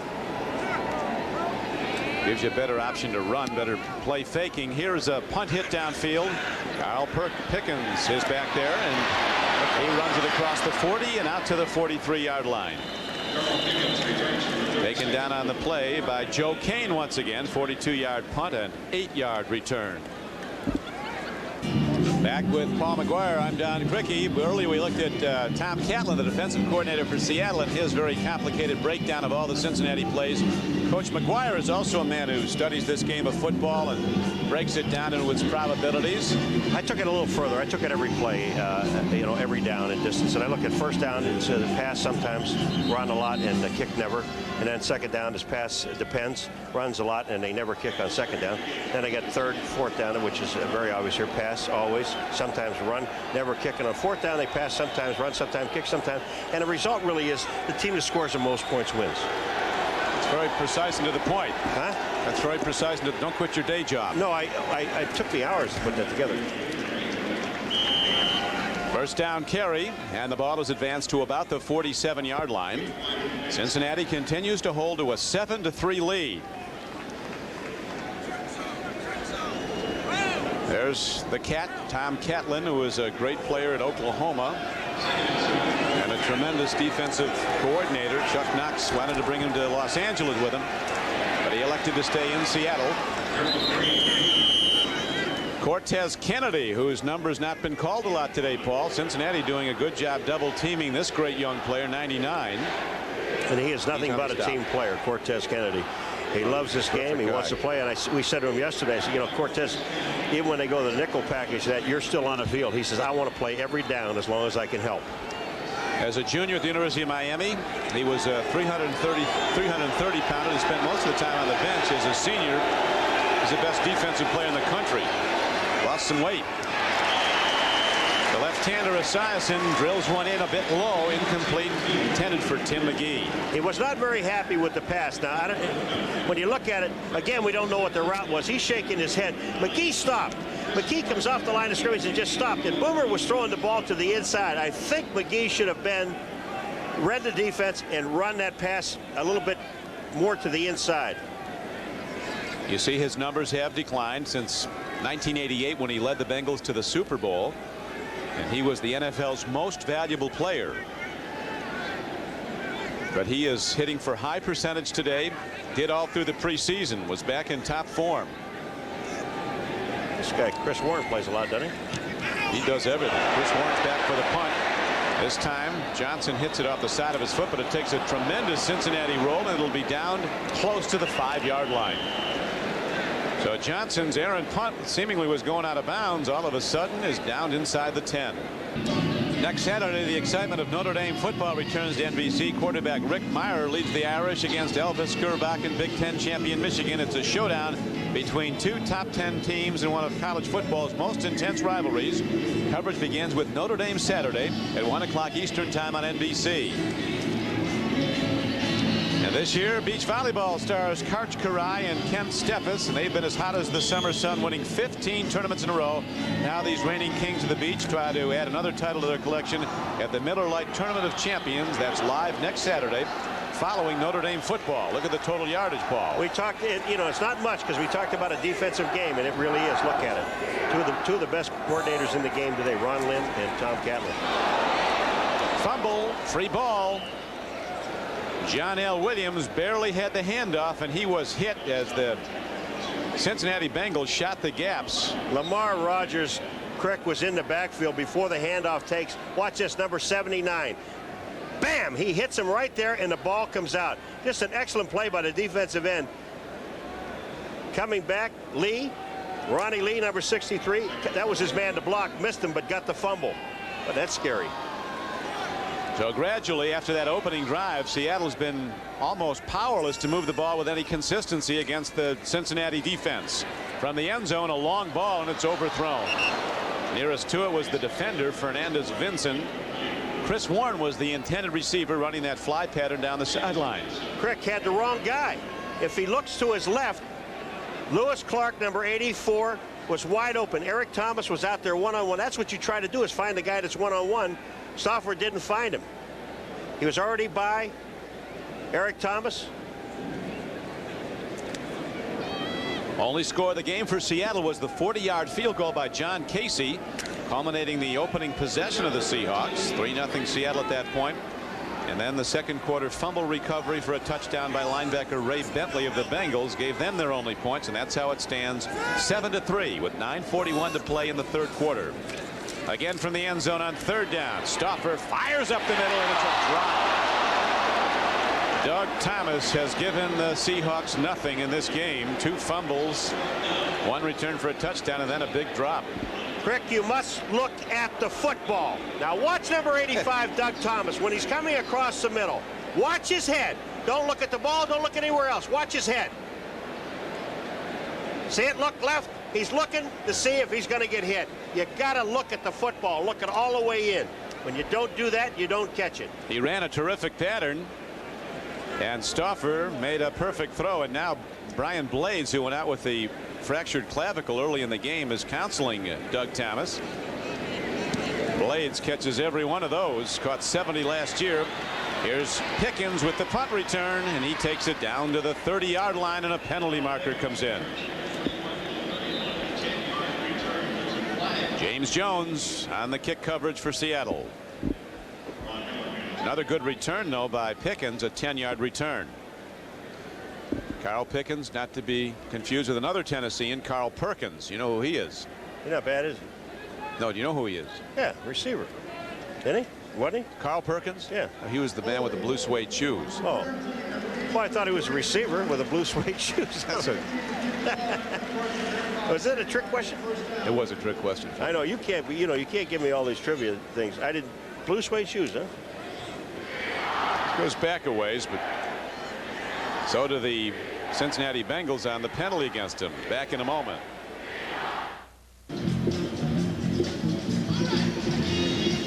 Following the game on most of these stations, a Tom Brokaw special featuring live interviews with George Bush and Bill Clinton. Then it's eyewitness video and the NBC Sunday night movie Crossing the Mob, all tonight on NBC. Viewers on the West Coast will see these shows at their regularly scheduled times.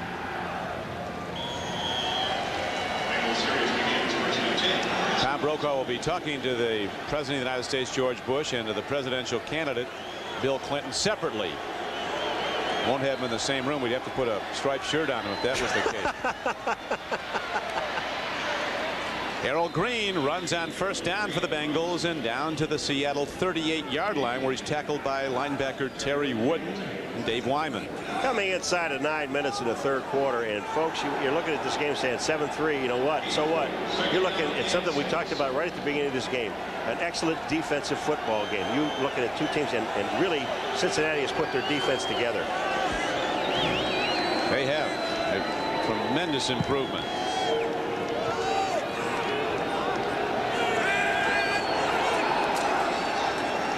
Harold Green once again. Rufus Porter sheds the block. Number 97, along with Cortez Kennedy, and the knockdown is made for virtually no gain. We're looking at two defenses. Now look at this. What's happening is Cincinnati tried to call a play right away. They didn't get off. Now here is Porter and Kennedy. Watch this. Right there. Bang, bang.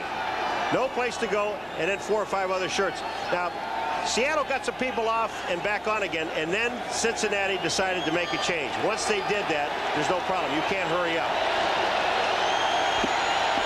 Now the Seahawk crowd kicks in, 77,000 strong. Whoa! Good call. Seattle has it. Tez does his thing.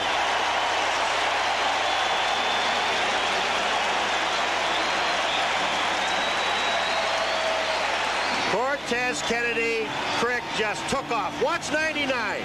They have a deal. Millard goes one way, Cortez goes back up. You don't get inside, and he just drills the boomer. He knows the ball is gone. Look at this. What's this? This is the Kennedy shuffle, or my pants are too tight. I'm not sure. Look at this move. I mean, he is just gone. Right up the middle. No chance to block him. Millard, who set it up for him, ends up with the fumble. That's teamwork. Now Seattle down 7-3. Looks to the run, and it's John L. Williams getting very little. Might have worked ahead for 2 yards out to the 43-yard line before big Daniel Stubbs and nose tackle Tim Crumry got him. Boomer's not happy. He's not happy with the blocking up front. But again, let's talk about defenses. Here we go again. Seattle gets the ball. Who comes to play? The defense of Cincinnati. I mean, they're all there. But every time when you're watching these two defenses play, there is always more than 1 or 2 players at the point of attack or at the ball.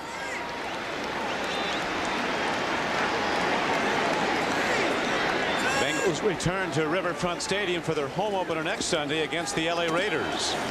Seahawks head to Kansas City. A second down run by Chris Warren is out to the 47-yard line. Kevin Walker inside, backer 59 on the tackle.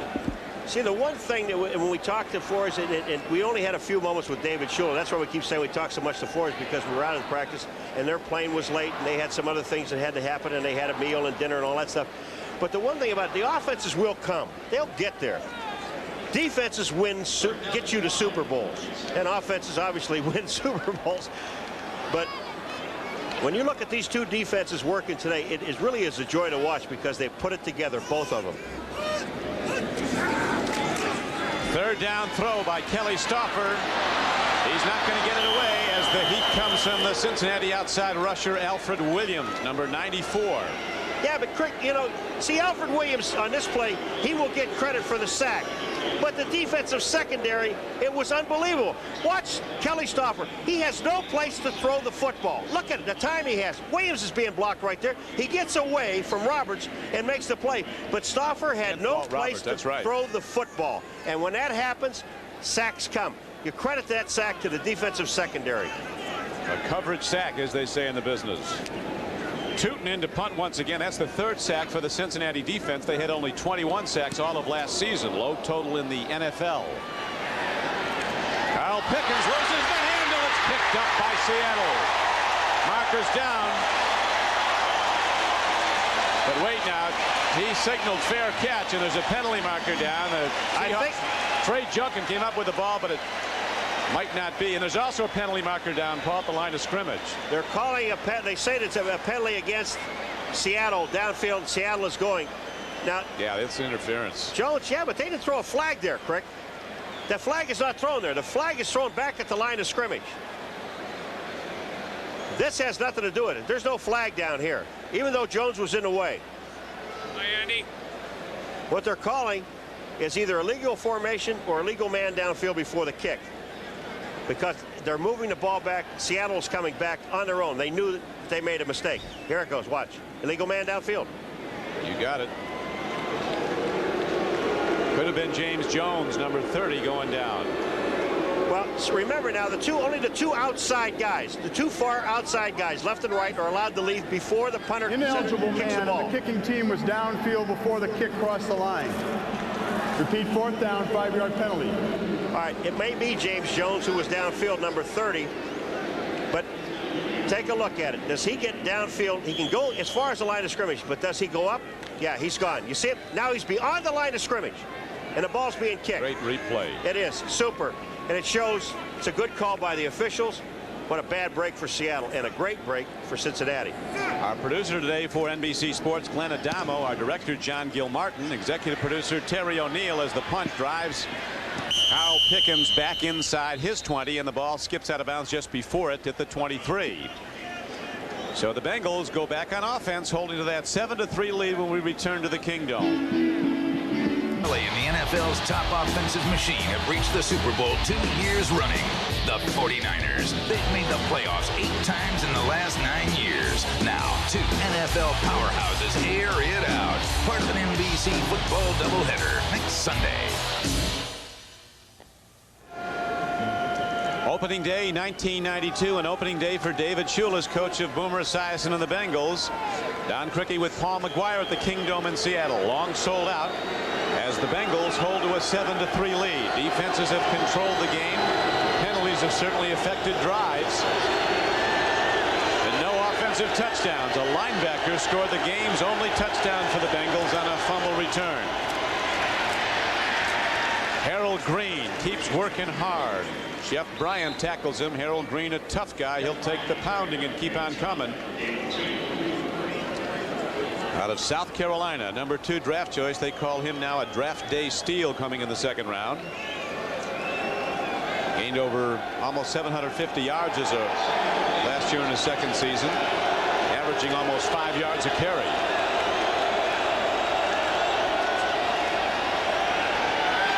Long ball by Esiason. Tim McGee, one of those fast Tennessee receivers, going for the ball, but it's overthrown. Well, they've each had 3 possessions so far in this second half, and nothing has happened. Seattle, 3 possessions, 3 plays punt, 3 plays punt, 3 plays punt. Cincinnati, 3 possessions. There's Seattle's. Cincinnati's 5 plays punt, 3 plays punt, 3 plays punt. Well, and a fumble. Could have another punt after this play unless Esiason hits this throw. 3rd down throw. It's downfield and incomplete. Not close. So the Seattle defense rises up, stops the Bengals 3 downs and out. Seattle gets it back on a punt, trailing 7-3 with 5:12 to play, 3rd quarter. Excellent defensive secondary coverage, Don. I mean, there's no place to throw the football. Every time Boomer is looking downfield, there are 2 or 3 blue jerseys in the area that he wants to throw. He's 13 to 24, 89 yards and 1 interception. Kelly Stauffer, the same thing. He looks downfield. There's no place to throw, and they're getting sacked.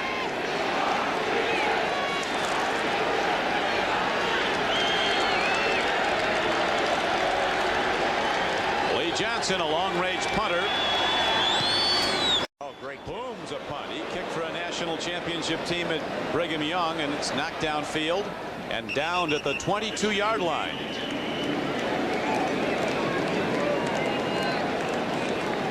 Darrell Williams, the rookie, downing the ball, and here comes Kelly Stauffer as you look at his opening day numbers. 8 of 17 for 90 yards. Not much better, except he doesn't have an interception in there. But he could have had the first play from scrimmage, except Cincinnati was offside. His first pass was picked off by Fernandez Vincent of the Bengals, but a Bengal lineman was offside and the play was negated.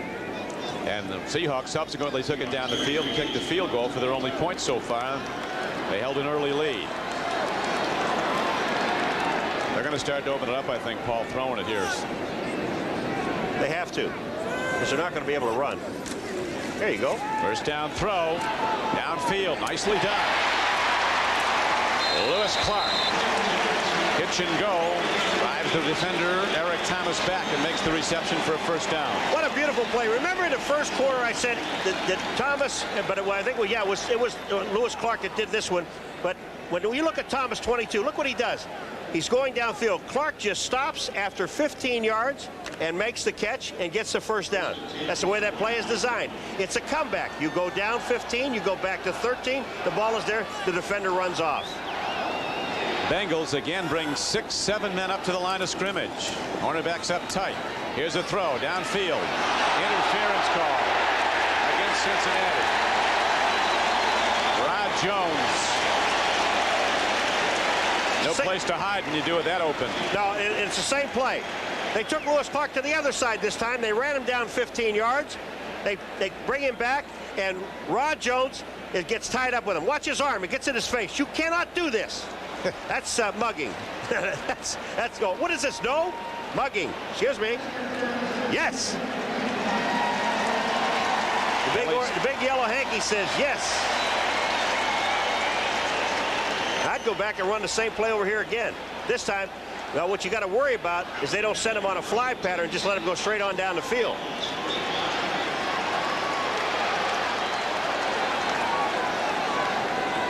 Bengals managing to lead despite 10 penalties for 71 yards. Stauffer stands in. Big throw. A little too much as he's looking for Lewis Clark again. Stauffer, he's really got the long distance arm. Well, that's the play I just talked about. You ran those two comeback patterns, 15 back to 13. They both of them are, one is pass interference, but they both would have been complete. And then you get him set up. You bring Lewis Clark back to the left side again, and they ran him downfield on Eric Thomas, and he's gotten him beat. Look at, he's behind Thomas, but the ball is thrown too far.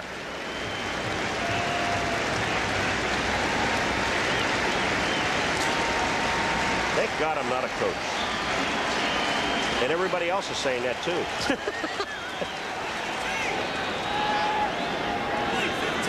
I'll throw something over the middle. That ought to do it. With a run to John L. Williams. That worked well for the Seahawks as they get it down to the 36-yard line of the Bengals. Boy, isn't it amazing, Crick, how a couple, 3 passes to the outside sets up the middle. I would say throw to the middle, but watch here when all you have to do is run up the middle. John L. He just cuts back. He follows his blockers. Brills is there, number 64, and they pick up about 9 yards. This is where you go back to the running game. Seattle, Paul, has only converted 4 of 11 third downs. Oops. Third down coming up here. Whoa, up for grabs. Here's a penalty marker coming in late. Bengals say it's holding. Andy Heck, number 66. He was in the area. You take the penalty, they're going to take him back. Cincinnati's waving, take him back and take him out of field goal range. Had they had time on that play, coming out of the backfield was Chris Warren. Holding on the offense, number 66, 10-yard penalty, repeat third down. But they had Chris Warren coming out of the backfield. He ran an out and up, and he was open, except it just takes too long. 66, left guard, Andy Heck. Remember, not playing his normal position, but that's normal holding. Oh, I guess so. Crumry almost lost his shirt. Peck can play just about anything. He was a tight end at Notre Dame, a #1. Then he moved to tackle, was a #1 draft pick of the Seahawks 4 years ago. This year he moved to guard. Told me yesterday guard is more fun than playing tackle. Wasn't on that play. No, but you said was about 11 guys on the line of scrimmage. There they are. Another timing throw. Yeah. Incomplete. Doug Thomas, they're going right back to him. He's had his problems today, but obviously a young player with great ability. Doug Thomas could have erased all the other mistakes that he has made today if he catches this ball. What a Topper's throw, thrown. man. Eric Thomas is down there. It's excellent coverage. Look at this. And Thomas gets his hand in there. Nice defensive play. That's super defense. And once again, it's Tootin into punt for Seattle. Pickens into return for Cincinnati. Kyle Pickens, who Tennessee coach Johnny Majors called the greatest athlete I ever coached. Back at his 10-yard line. There's Tootin, the punter. This one will carry into the end zone. On the touchback, it comes out to the Bengals 20. So with 3 minutes and 25 seconds to play in the third quarter, it remains Cincinnati 7 and Seattle 3. 46-yard line. It's a doubleheader day next Sunday on NBC Sports. The day begins with NFL Live at 12:30 Eastern Time. The Raiders go against the Bengals at Cincinnati in a featured game. Seattle at Kansas City in another 1 o'clock game. In 4 o'clock Eastern Time games, the Bills play the 49ers at San Francisco. The big matchup of the day in the doubleheader game. San Diego at Denver, the Jets at Pittsburgh.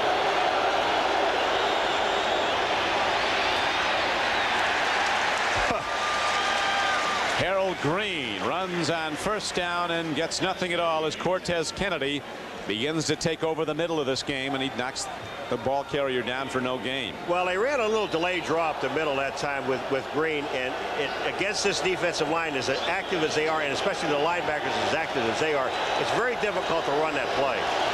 On second down, Esiason throws. He has Reggie Rembert open, and he's ahead for a Bengal first down out to the 32-yard line.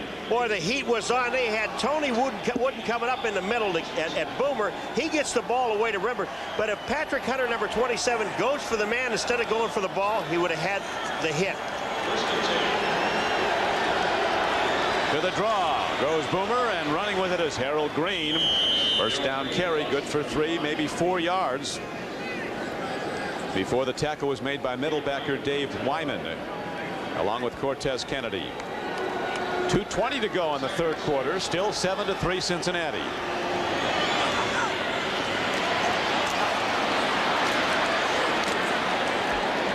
Another penalty marker down. Harold Green runs. The strong safety Robert Blackman knocks him down. The only white-shirted lineman I saw out there was number 65, Mike Arthur, the center for the Cincinnati Bengals. Now, what they're going to call. Boomer's not happy.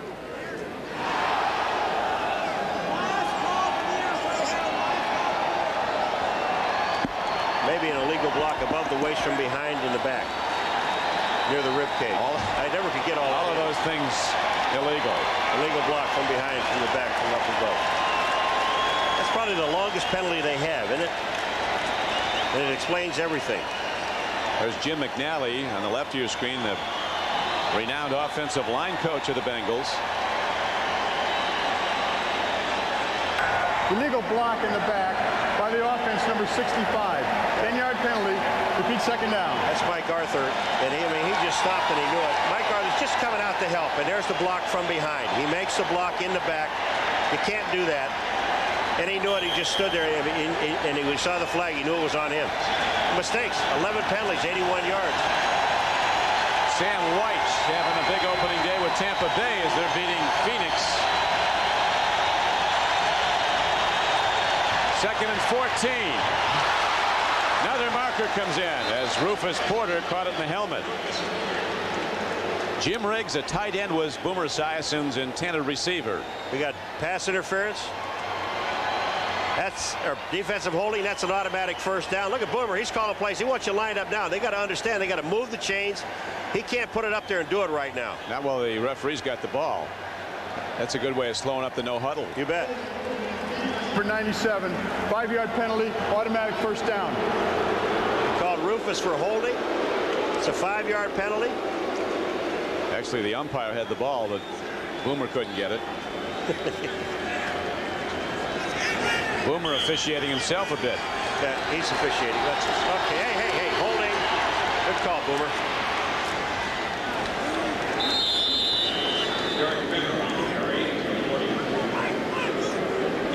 They're booing. Derek Fenner gets the call now as they take a little of the heat off Harold Green. There's the former Seahawk.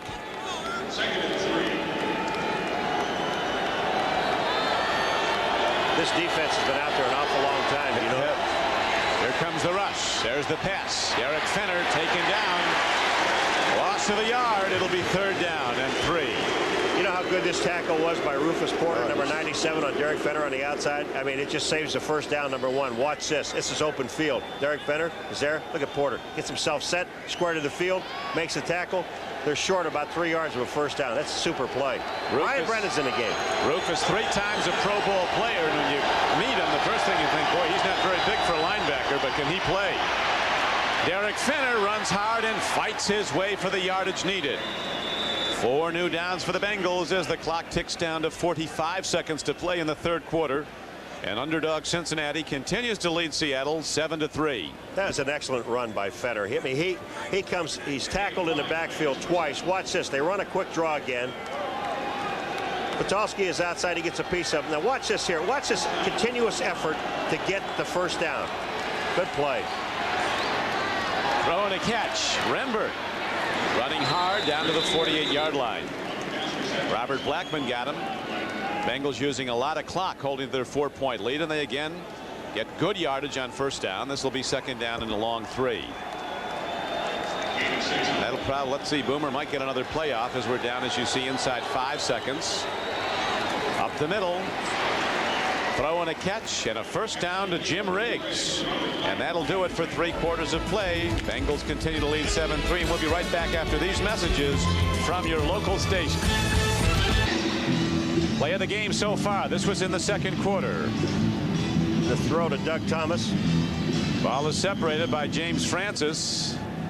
And linebacker Ray Bentley, who came to Cincinnati as a Plan B player from Buffalo. Look at the guys on the sideline waving him on. He knew where to go with it. Could he get there, though? Indeed, he could. That's the only 7 which way to go. How do you like that? Well, there he is. Alice Cooper.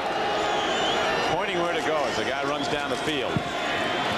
Here's another marker in coming in from the umpire, who looks at the quarterback from the other side behind the defensive line. Usually it's a holding call when he throws it in. Well, Keith Millard is calling penalties also, along with Boomer on the defense. He called, they were holding him according to Millard. Bengals are going with 4 wideouts. Got Brown and Brennan in the game. Holding on the offense, number 62. 10-yard penalty, repeat first down. John Melander is number 62, and he'll be holding 75 Millard. That is a hold. That's why that hold is so big. That's the right thing to do with Millard. You don't hold him, he's going to get your quarterback. He's from Washington State, a former Cougar. No relation to Brian Millard, a top guard for Seattle, who's out with an injury right now. Oh! They call this.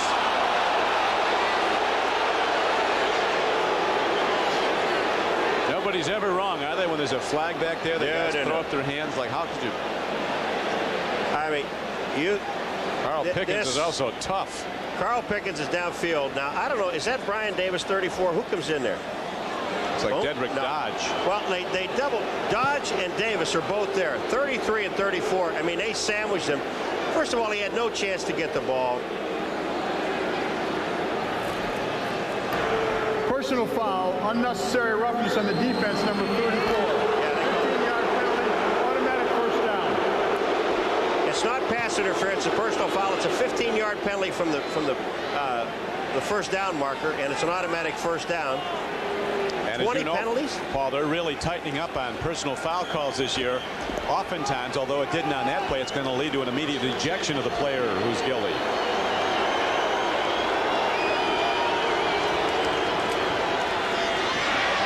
Another terrific run by Harold Green as he's inside the 25-yard line and down to the 24. This man is a running son of a gun, Harold Green. All right, there's the blocking up front. Now they run it, that quick handoff again, and Green just pops it back to the outside. Good moves, good speed. You know, you get a couple good things happening on offense. The penalty is number one. Gives you some renewed life. They're moving the ball 14 carries, 101 yards. Ain't bad. Harold Green over the century mark running the ball with 14:15 to play in the game. All day long, Harold Green back down to the 20-yard line on a second down. Coming up, it'll be 7 yards needed for the first down. Cortez Kennedy on the stop. Boy, Joe Walter, just a number 63, the right tackle, got a super block. The numbers through 3 quarters. Now, do you believe the time of possession doesn't mean anything? Total yardage does. Yes, it does. Harold Green turns it up and down to the 10-yard line. The free safety for Seattle, Eugene Robinson, finally ran him out of bounds. Mike Arthur, number 65, the center, is limping. Well, this guy's got a full tank, though, doesn't he? He keeps all day long they're running this guy. Well, they're taking Green out now, and they're putting Fenner in, number 44. And I wouldn't think about putting the ball up in the air if I were Boomer. I'd just keep running the football. 115 yards rushing on 18 carries now. Fenner takes it straight ahead. 115 yards rushing for Harold Green of the Bengals as they look to add to their 7-3 lead. Down close now. They have the ball down to close to the 5-yard line.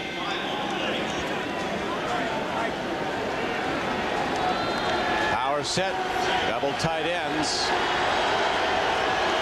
McGee comes in motion. Off to Fenner against his former teammates. He takes it down very close to the goal line. Touchdown here, Paul, might be the knockout punch the way Seattle's been unable to score. Yeah, they have not been able to move the ball. The Cincinnati Bengal defense has been just outstanding, and now the offense has a break to move it towards the goal line, and Fenner is just doing very well. They have not allowed a rushing touchdown. Huh? Is this any good? Yeah, they were the 8th-ranked defense in the NFL, even though they had a 7-9 record last season, the Seahawks. No, sir. He's not there. 4th and goal. Let me continue on with it until week 6 when they played Cincinnati. So Seattle did not allow a rushing touchdown. Now it's 4th down. Do you take a sure thing, an inside close field goal, and take a 7-point lead? You take a field goal. Nose of the ball almost at the goal line. You take a field goal. Not yet, they don't. I'm telling you. Don't they? Doesn't he hear you? What? Doesn't Coach Shula hear you? No, he doesn't. Well, they went on 4th down early in the game.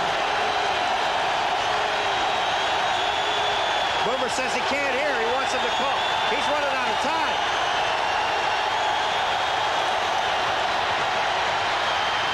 Touchdown, Cincinnati. Ball comes in, runs it left, and runs it in. Boomer is telling the official right now, the referee, that, hey, look, I can't hear, and my guys can't hear. Take your winnings, Boomer, right now, really. Yeah, you got a touchdown. That took the crowd out of it. Boy, it really did. And Fenner, number 44, is going to be out front. Ball has got the ball. There's Fenner goes into the hole. Ball cuts back inside. Jeff Bryant is there, but didn't get enough help. Touchdown. That was a good call. That was a gutsy call. It really was. A terrific drive by the Bengals. They went 80 yards in 16 plays. The extra point is driven through by Jim Breach. And the underdog Bengals have now taken command 14-3, but still a long way to go. The NFL on NBC is brought to you by Levi's new loose-fitting jeans, by Castrol Syntec, the new synthetic oil that protects in ways other oils can't, by the Beef Industry Council and Beef Board. Beef, it's what's for dinner.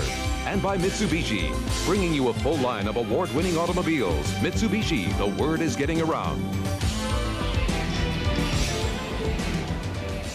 The Seahawks following a loyal group. This is always sold out. Somewhat stunned by this turn of events as the underdog Bengals, coming off a 3-13 season, have really taken command of this game with their defensive play, and now they get the sustained drive from their offense, an 80-yarder on 16 plays. Eric Ball on the payoff end, and it's a 14-3 game. The Bengals in the lead. 11:27 to play. Here comes Chris Warren. He's taken down. A big play on special teams by Frank Robinson, a rookie cornerback, number 23 for Cincinnati.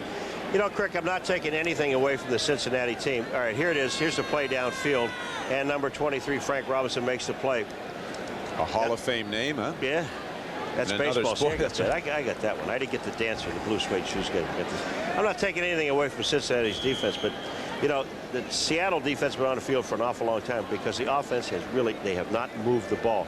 And credit that to the Cincinnati defense, secondary, their front line, their linebackers. They've done an excellent job. And if Seattle, they don't move the ball, this game is going to really get out of hand. Stauffer fires, makes the connection. With the ball is Doug Thomas.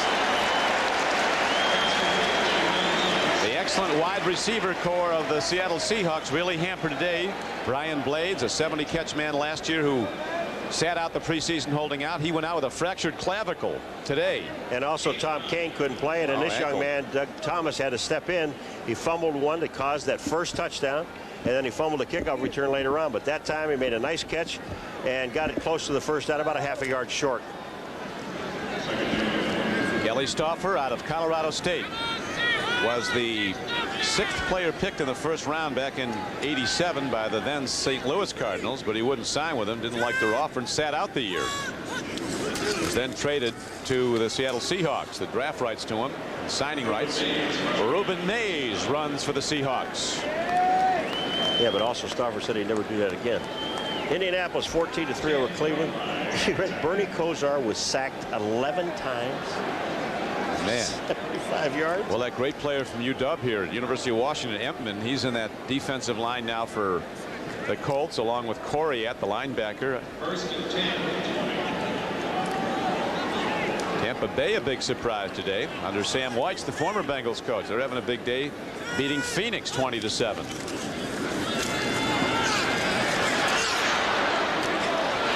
Throwing a catch to Lewis Clark, who's out of bounds at the 32-yard line. I'm very impressed with the way Kelly Stauffer throws that ball to the outside, because he puts it in a place where only the wide receiver can get it, because it is such a dangerous pass.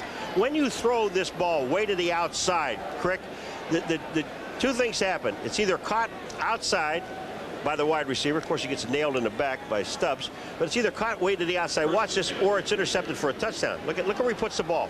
No chance for the linebacker to get it. Clark has been Seattle's top receiver today. That was his 4th catch for 57 yards. Woo! That was his 5th catch for 14 yards. He holds on, though, this guy. Yeah, well, Crumry's a little upset because it should have been called. It should have been holding in the offensive line on this play. It's Kelly Stauffer takes a shot right after he throws the ball. Tim Crumry is coming in, and he gets, look at this. Roberts, he gets thrown to the ground. Crumry gets there. He got clothesline on the way, and he thought he's looking for a flag. Stauffer makes a completion, first down, good play. It almost has to be a takedown now before they'll call holding. Really. And that's throughout the league. They want more offense. Uh-oh. Call it on every play if you wanted to. Yeah, that's true. Another timing throw. Lewis Clark is there, but the ball's a bit long. Look at Clark. He had the defense beaten. Man, you know, when you look at it, he's going downfield. Darrell Williams, number 31, was trying to stay with him. But look at this. All Stauffer has to do is throw the ball towards the middle of the field. He's throwing the ball down the sidelines out of bounds. The other play in the 3rd quarter was the same thing. He threw the ball out of bounds. He's got to get the touch to throw the ball to the middle of the field. Let the receiver run into the ball. There was no safety down there. He had time. Even though the blitz was on, it was all picked up. Get the ball on the playing field where a guy has a chance to go for it. The Stauffer's numbers, but nothing in the end zone. Just a field goal for the Seattle Seahawks, and that came on their opening drive. 14-3 Cincinnati. A little too much lead that time for Lewis Clark, and a marker comes in late. Well, again, it's got to be defensive holding where this is thrown. Are they going to call it on number 25, Rod Jones? Holding Clark? I think so. 8:27 to play in the game. They call it an offensive pass interference. They are offensive pass interference, and that's going to be called on Lewis Clark, number 84. What did I do? First thing he's done wrong. Lewis was a 10th round draft choice back in '87 out of Mississippi State. Been a valuable acquisition, getting a lot more playing time because of the injuries. Now they're thinking about, what do you want to do? Do you want to refuse it? Refuse it. They're going to refuse it, make it 3rd down. Pass interference on the offense. The penalty is declined. Yep, that's it. Brings up 3rd down. Well, this shows the confidence in your defense. Ron Lynn is saying, hey, these guys are playing well. It's now 3rd and 10. It would have been 2nd and 20, but it's 3rd and 10.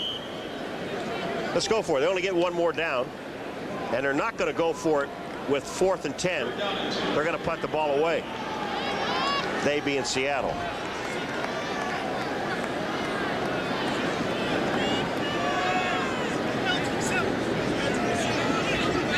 Four wide receivers set for the Seahawks on 3rd down and 10. Big rush, a blitz. They get him. Free ball. Bengals going for it. Does draw a crowd. It's finally picked up. And Fernandez-Vincent is heading to the end zone, and the touchdown signal is given. Again, a defender scores for Cincinnati.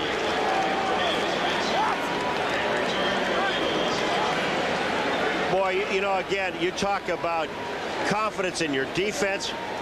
Refusing the penalty, that's number 1. Stauffer goes back. Look at this. And here they come from the backside. I mean, they're all there. Williams, number 84, is the man that makes the big play. He makes the play. Excuse me, 94 Williams. He makes the play, and they're off and running. Vincent picks it up for the touchdown. That's just good defense. And it puts confidence in your defense, saying, hey, look it, man. We're going to refuse the penalty. We'll put him in a 3rd down and long situation. And then on top of it, we're going to go after him. I like that. And what an opening day, Paul, for David Shula in his first game as head coach of the Bengals.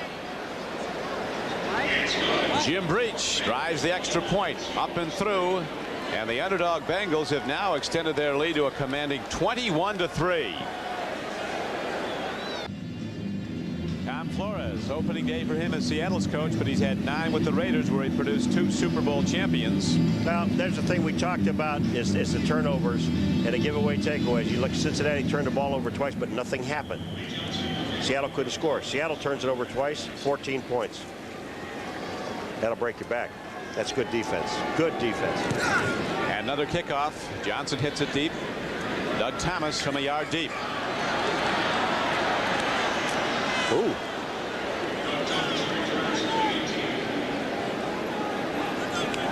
Greg Thompson, a rookie, comes down to make the tackle on special teams. Last year, as Kelly Stauffer comes back out for Seattle, the Cincinnati defense gave up more points, 435, more yards, more passing yards, more yardage per play than any team in the NFL. David Shula took over and entrusted that defense to Ron Lynn, formerly of San Diego, and Lynn has changed the Bengals defense from read and react to all-out attack, and it's produced 2 touchdowns. That's right. It's 14-3 defense. Yeah, that's right. Yeah.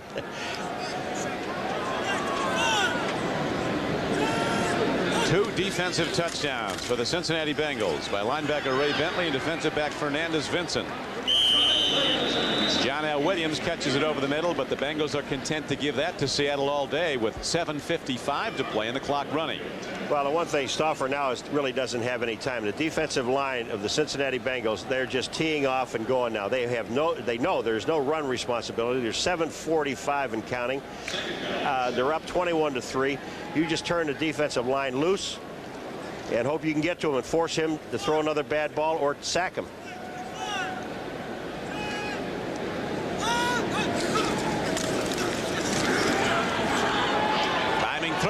Clark goes up and the ball is tipped away on his fingertips, but Rod Jones, number 25, who we mentioned earlier, missed in '84 by 0.02 of a second in the trials of making the U.S. Olympic track team as a 400-meter runner.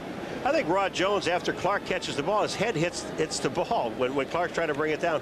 Watch this. This is an excellent pass by Kelly Stauffer, but tremendous coverage by Rod Jones downfield. He's on Clark. Watch this. Clark goes up. Now watch where this ball hits. Bink. Puts it in off his helmet.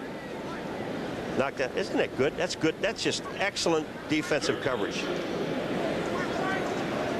Save and a beauty. Yeah. Almost hit the big play. They'll try for another now on 3rd down. Tell you, they're reading Lewis Clark all the way. It appears to be, Paul, the only guy that Kelly Stauffer has a lot of confidence in at this point in the game after some earlier drops. Yeah, and Rod Jones was right there again. He just had tremendous coverage. Lewis Clark, just no chance. Perfect.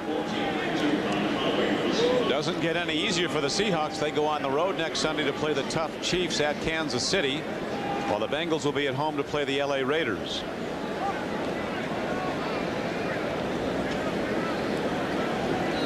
Rick Tootin's been on the field a lot. His 8th punt of the day coming up for Seattle.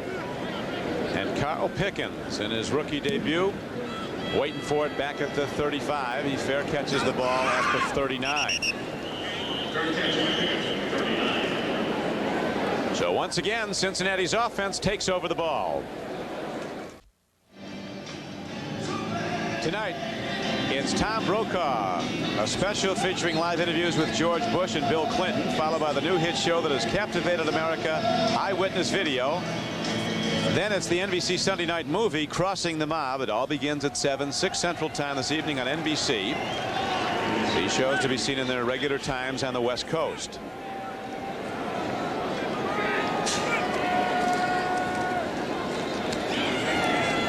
Once again, Harold Green runs the ball for Cincinnati as the Bengals, with a commanding 21-3 lead, content to run the clock. Yeah, they got 3 tight ends in the game. That Rodney Holman, Jim Riggs, and Thompson are all in the ball game. Just one wide receiver, and that happens to be McGee. Great doubleheader game coming up next Sunday on NBC Sports. The Buffalo Bills, who blew the doors off the LA Rams team, they'll be going out to San Francisco to play the 49ers, who right now are beating the Giants by a commanding score 31-14 in New Jersey. Coach Catlin looking for a scoring play from his defense. Well, again, Cincinnati's gotten 2 of those. On 2nd and 8, back to the run. Harold Green pounds away, doesn't get much, but the clock continues to tick down to 6:15 to play. But again, you know, Boomer's going to take it all the way down and take the 40-second clock down as far as he possibly can. He'll watch it, look at it. I mean, they're having a hurry-up offense, but they don't hurry up like Buffalo does to get as many plays off as they can. That only works in like the 2-minute drill. They're there to do that. But he'll sit there and he'll look at this clock and he'll watch it, and you'll see Boomer's eyes. He looks up at the clock. He's checking it out. He's looking right at it. It's right down the field, right a little bit off to his right.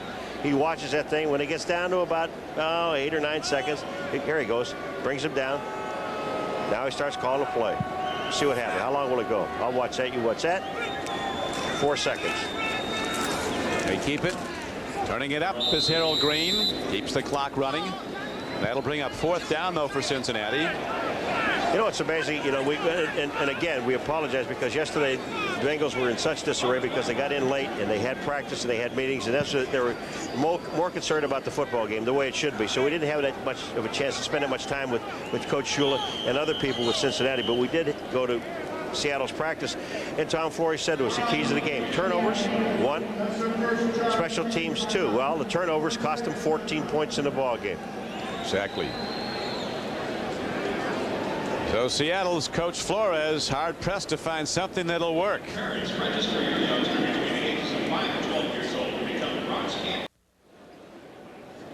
Tom Flores pacing the sidelines, Paul. Virtually no offense. Amazing stat here. Yeah, they have the Seattle Seahawks, and that's credited to Cincinnati Bengal defense. They have not crossed the 50-yard line in the second half. They've gotten to the 47. That's the best they've had. And then Criqui said the defense has. Lee Johnson, I don't know if somebody got a piece of that. I don't think so. I just think he shanked it. Because if the guy would have blocked it. This is the time you can afford to do it. Yeah, if the guy would have blocked it, he'd been raising Kane, having a hand up. That was Trey Junkin, who was number 83, was there. But he just muffed up the punt. Lee Johnson just missed it. He almost missed it totally. Watch this. The guys are coming. You got to look at the ball. It's like a receiver. And look at this. Nobody touched it. These Bengal coaches under David Shula. Let's watch again. Here it is. Yep. can happen. He short-legged it. You know how they say the guy short arms it with a with a pass catch? Well, he pulled his knee in. You got to have extension when you punt. If he had extended it, might have had it blocked. So he had to pull his leg back. And Lee missed the it. Giants who whiffed on one in a playoff game. Sean Landetta took a mulligan. Downfield throw, too much on it for Lewis Clark. They're continuing to look for Lewis Clark, but these Bengal coaches, Paul, have done a great job preparing their team for this opening game under David Shula, and they are in alphabetical order: Jim Anderson, Dana Bible, Marv Braden, Mike Halachak, Bob Karmelowitz, Ron Lim, Jim McNally, Ron Meeks, Mike Pope, Richard Williamson, and Kim Wood. They had him ready. Well, and I love what Shula said. The first guy I wanted was Ron Lynn. I got him. That's who I wanted first, and they built around it. And it's so true in the National Football League. The head coach is only as good as the people he surrounds himself with. That's Lynn in the center of the screen.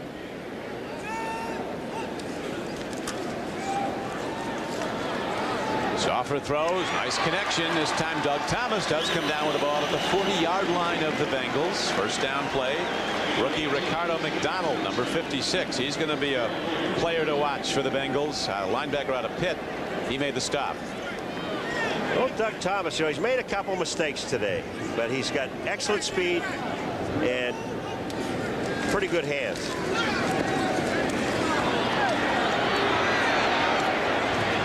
Upfield throw to James Jones, and he's driven out of bounds at the 32-yard line. You know, this is a classic example of what I was talking about before of the Cincinnati Bengals defensive line just lining up and going right at the passer, because that time all four defensive linemen were caught in the middle, and when they were caught in the middle, all Stauffer did was move to his right. He was wide open, found James Jones, and they pick up about 8-9 yards on the play. So that's what happens when your defensive line, all they do is tee off and go to the quarterback, because they know they're not going to run the ball. If they do, go ahead. We'd love to have you run it.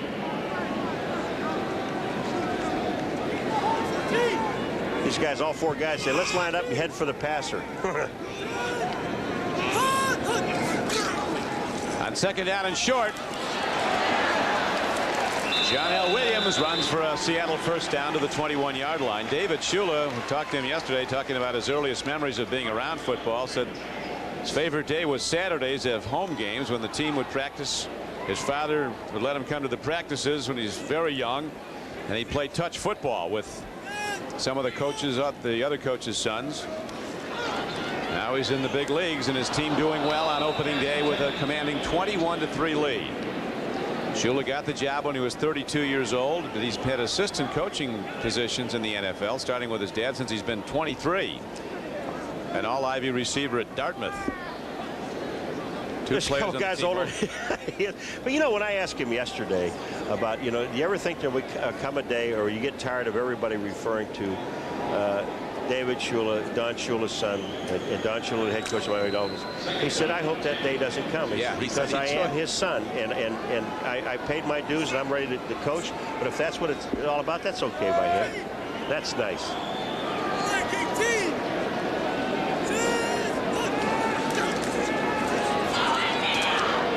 Downfield throw incomplete.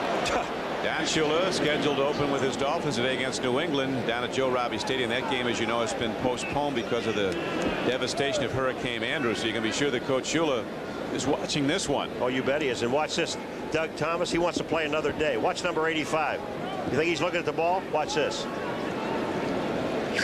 I don't think so. I don't think. We will play another day. There's no sense in getting killed today. And that would have hung him out to dry. The only way he could have gotten to it is to dive. Seahawk fans in numbers have left early and not happy. Their club down 21-3. Here comes the heat and the sack. Lamar Rogers came first. Tim Crumry finished him off. Also coming was Daniel Stubbs, number 67. Daniel Stubbs finishes it off, and he gets credit for a sack because of great coverage in the secondary. There's a flag on the play. And there are a couple of tired receivers. Lewis Clark and Doug Thomas are very tired, 84 and 85 on the outside. Stubbs is not tired. Not when you're winning. You don't get tired. 5 sacks today. Well, you know, they can look at the Cleveland game. Bernie Kosar was sacked 11 times. Man. 11 times. I mean, whoa. I did their preseason games, and Cleveland Browns, a lot of problems in the offensive line. A lot of problems. But they continue not Personal to grab foul. linemen. Yeah. Unnecessary roughness on the offense, number 66. Because after the play was over, the down counts. It's 4th down. 15-yard penalty. That's 15 yards on top of the sack. Okay? He's number 56. That would be the center, Joe. 66, Andy Heck, a new position. Old penalty. Yeah. You people in Cincinnati are watching this game. You got to be happy with the defense that you're seeing. This defense has really turned around. This, you talk about doing a 180 with your defensive football team. These Bengals have done that.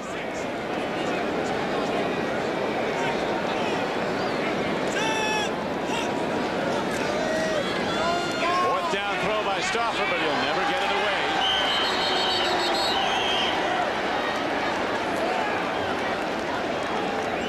Elston Ridgel, number 72. Everybody's getting in on a deal, you know. Big moment for Elston. Yeah. That was the first time that the Seattle got on the other side of the 50, really, and now they're on this side. Here comes number 72. They got over the 50 once in the second half and ended up back on the other side of the 50. Does that tell you anything? That's how much this defense of Cincinnati, and credit the defense of Cincinnati. They have just done a tremendous job. Firing and falling back as the 10-minute ticker reviews the scores of the day. Bears had a rally to beat the Lions at Soldier Field. Buffalo laying waste to the Rams as Chuck Knox went back to Buffalo, limping out of town. Pittsburgh with maybe the biggest upset of the day, a 2-touchdown underdog, and they won at the Astrodome against the Oilers. Philadelphia paying tribute to the late Jerome Brown before the game. Beats a good New Orleans team, Indianapolis, under the new coach Ted Marchibroda, actually his second tour as coach of the Colts. They upset Cleveland. Vikings had a rally and they won in overtime at Green Bay. There's the band. They're all the same name. All fans. Every one of the guys in the band have the same name. What an interesting family that must have been. Giants with Phil Simms at quarterback couldn't handle the pass rush of the San Francisco 49ers, and their offense led this time by Steve Young. Derek Fenner runs the ball with 2:45 left to play. 21-3, Cincinnati in the lead. You know, in all fairness, though, Cincinnati is played just a super game, I think, defensively. And you know, it was 7-3 at the half, and it was 7-3 going into the fourth quarter, and everybody's looking around like it wasn't much. But in all fairness to Seattle, first of all, on the offense, only 2 guys are playing in their normal position, Ronnie Lee and John L. Williams. That's offensively. But look at the injured reserve. And then on top of that, they lose Brian Blades in the first play that he's in with a broken clavicle. Tommy Kane did not play. He's not on injured reserve. He could play. He'll probably play next week. He'll have to play. But look at all of these guys. And you said this before. It's a pretty good football team on injured reserve. So this team has really got an awful lot of problems. Plus, they're a young football team. And it's going to take an awful lot for this guy to put that whole thing together. And it's going to take some time.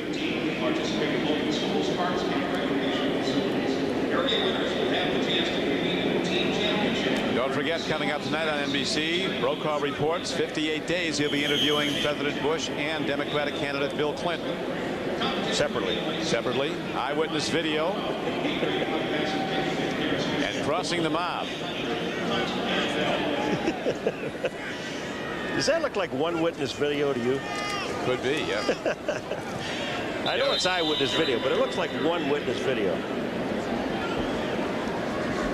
We're going down to the 2-minute warning here, unless Seattle calls another timeout. I don't think they'll do that. The Bengals able to correct their most glaring weakness. Not only was their defense bad, they didn't have a defense last year. It was that bad. And today they've had a very impressive unit from start to finish as we're down close to the 2-minute warning. Elston Ridgel, a happy man. This might be one of those days, Paul, where the Bengals in the locker room have to get an appropriation from the exchequer to give out about 60 game balls. Yeah. Everybody gets one. With 2 minutes to play in the game, timeout on the field, 21-3 Bengals.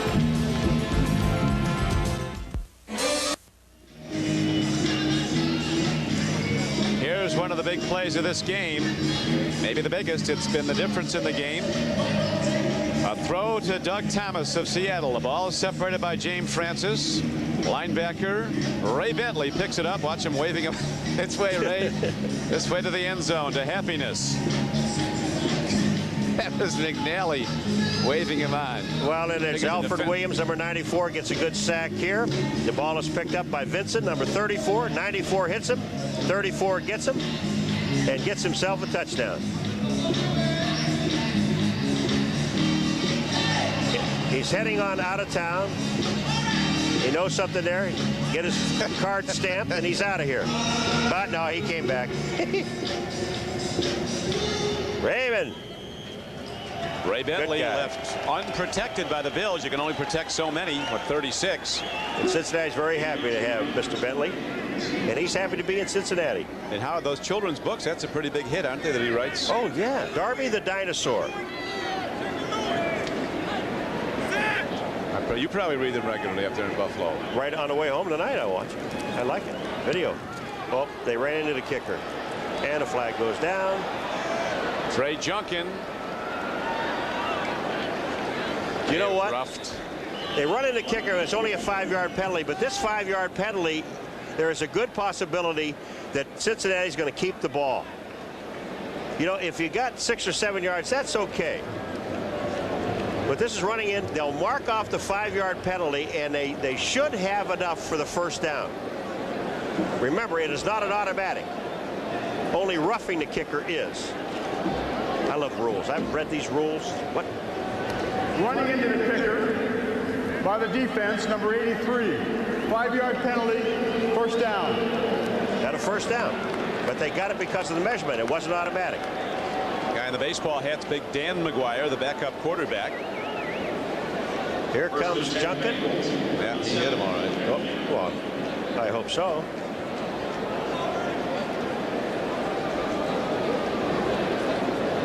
Trey Junkin. Yeah, I never got him. I only hit the upper part of his body from the knees up. So the Bengals keep it alive. The 4 new downs, and they'll just pound the ball away at the Seattle Seahawks. Cincinnati leading 21-3. Hollis is the new quarterback. Donald Hollis in his second year from Rice. Oops. He gives off to a new back, Ostel Miles. They really like him. Ostel is from the University of Houston, a big 240-pound straight-ahead runner. So he was knocking people out in training camp running the ball. It's amazing, this team, the Cincinnati Bengals, and let's just talk for a second about this team. They only have 4 running backs, Green, Ball, Fenner, and Miles. But the one thing about it, to be a little bit of concern in Cincinnati, remember now, the score is 21-3. The defense scored 14 points. The offense has scored 7. And it took a long time to do that. So there's got to be a lot of work done on the offense. But as long as your defense plays as well as they played today, you got time. You've got time. Boomer stats aren't that great, but they still won. That's all that's important. That is all, as now the run goes to Ostel Miles. He tries to turn it right, goes out of bounds. Not what his teammates had in mind. Doubleheader action next Sunday on NBC Sports. A big day beginning with NFL Live at 12:30 Eastern Time. The Raiders play the Bengals at Cincinnati in one of the 1 o'clock games. Seattle's at Kansas City in the other. The major game of the day, the doubleheader game in most parts of the country, will feature the Bills and the 49ers meeting at Candlestick Park. Both were decisive winners today. Buffalo and San Francisco. San Diego plays at Denver next Sunday. Jets at Pittsburgh. Look at this. Now that is interesting. They were 0-8 last year on the road. They're going to start out this year 1-0. Our thanks for their help in the booth to Barry Culver, Gary Moore, and Paul Kirk as the Bengals run the ball and the clock continues to run down. The Bengals next 5 weeks. Home for the Raiders at Green Bay. Minnesota at home, a bye week. Oh, look at this. Here it comes. They're going to get Shula. They're going to douse him his first NFL victory, and they're going to soak him. Oops, watch out, David. Don't look back. Look at Ball trying to get in the way. Munoz, the old man. Who's older than David Shula. They have to run one play. because the clock is about 3 seconds difference. You got the two of the most important guys in the team, Esiason and Yano. So you look at these two guys. Rookies don't want to do this. He's oncoming.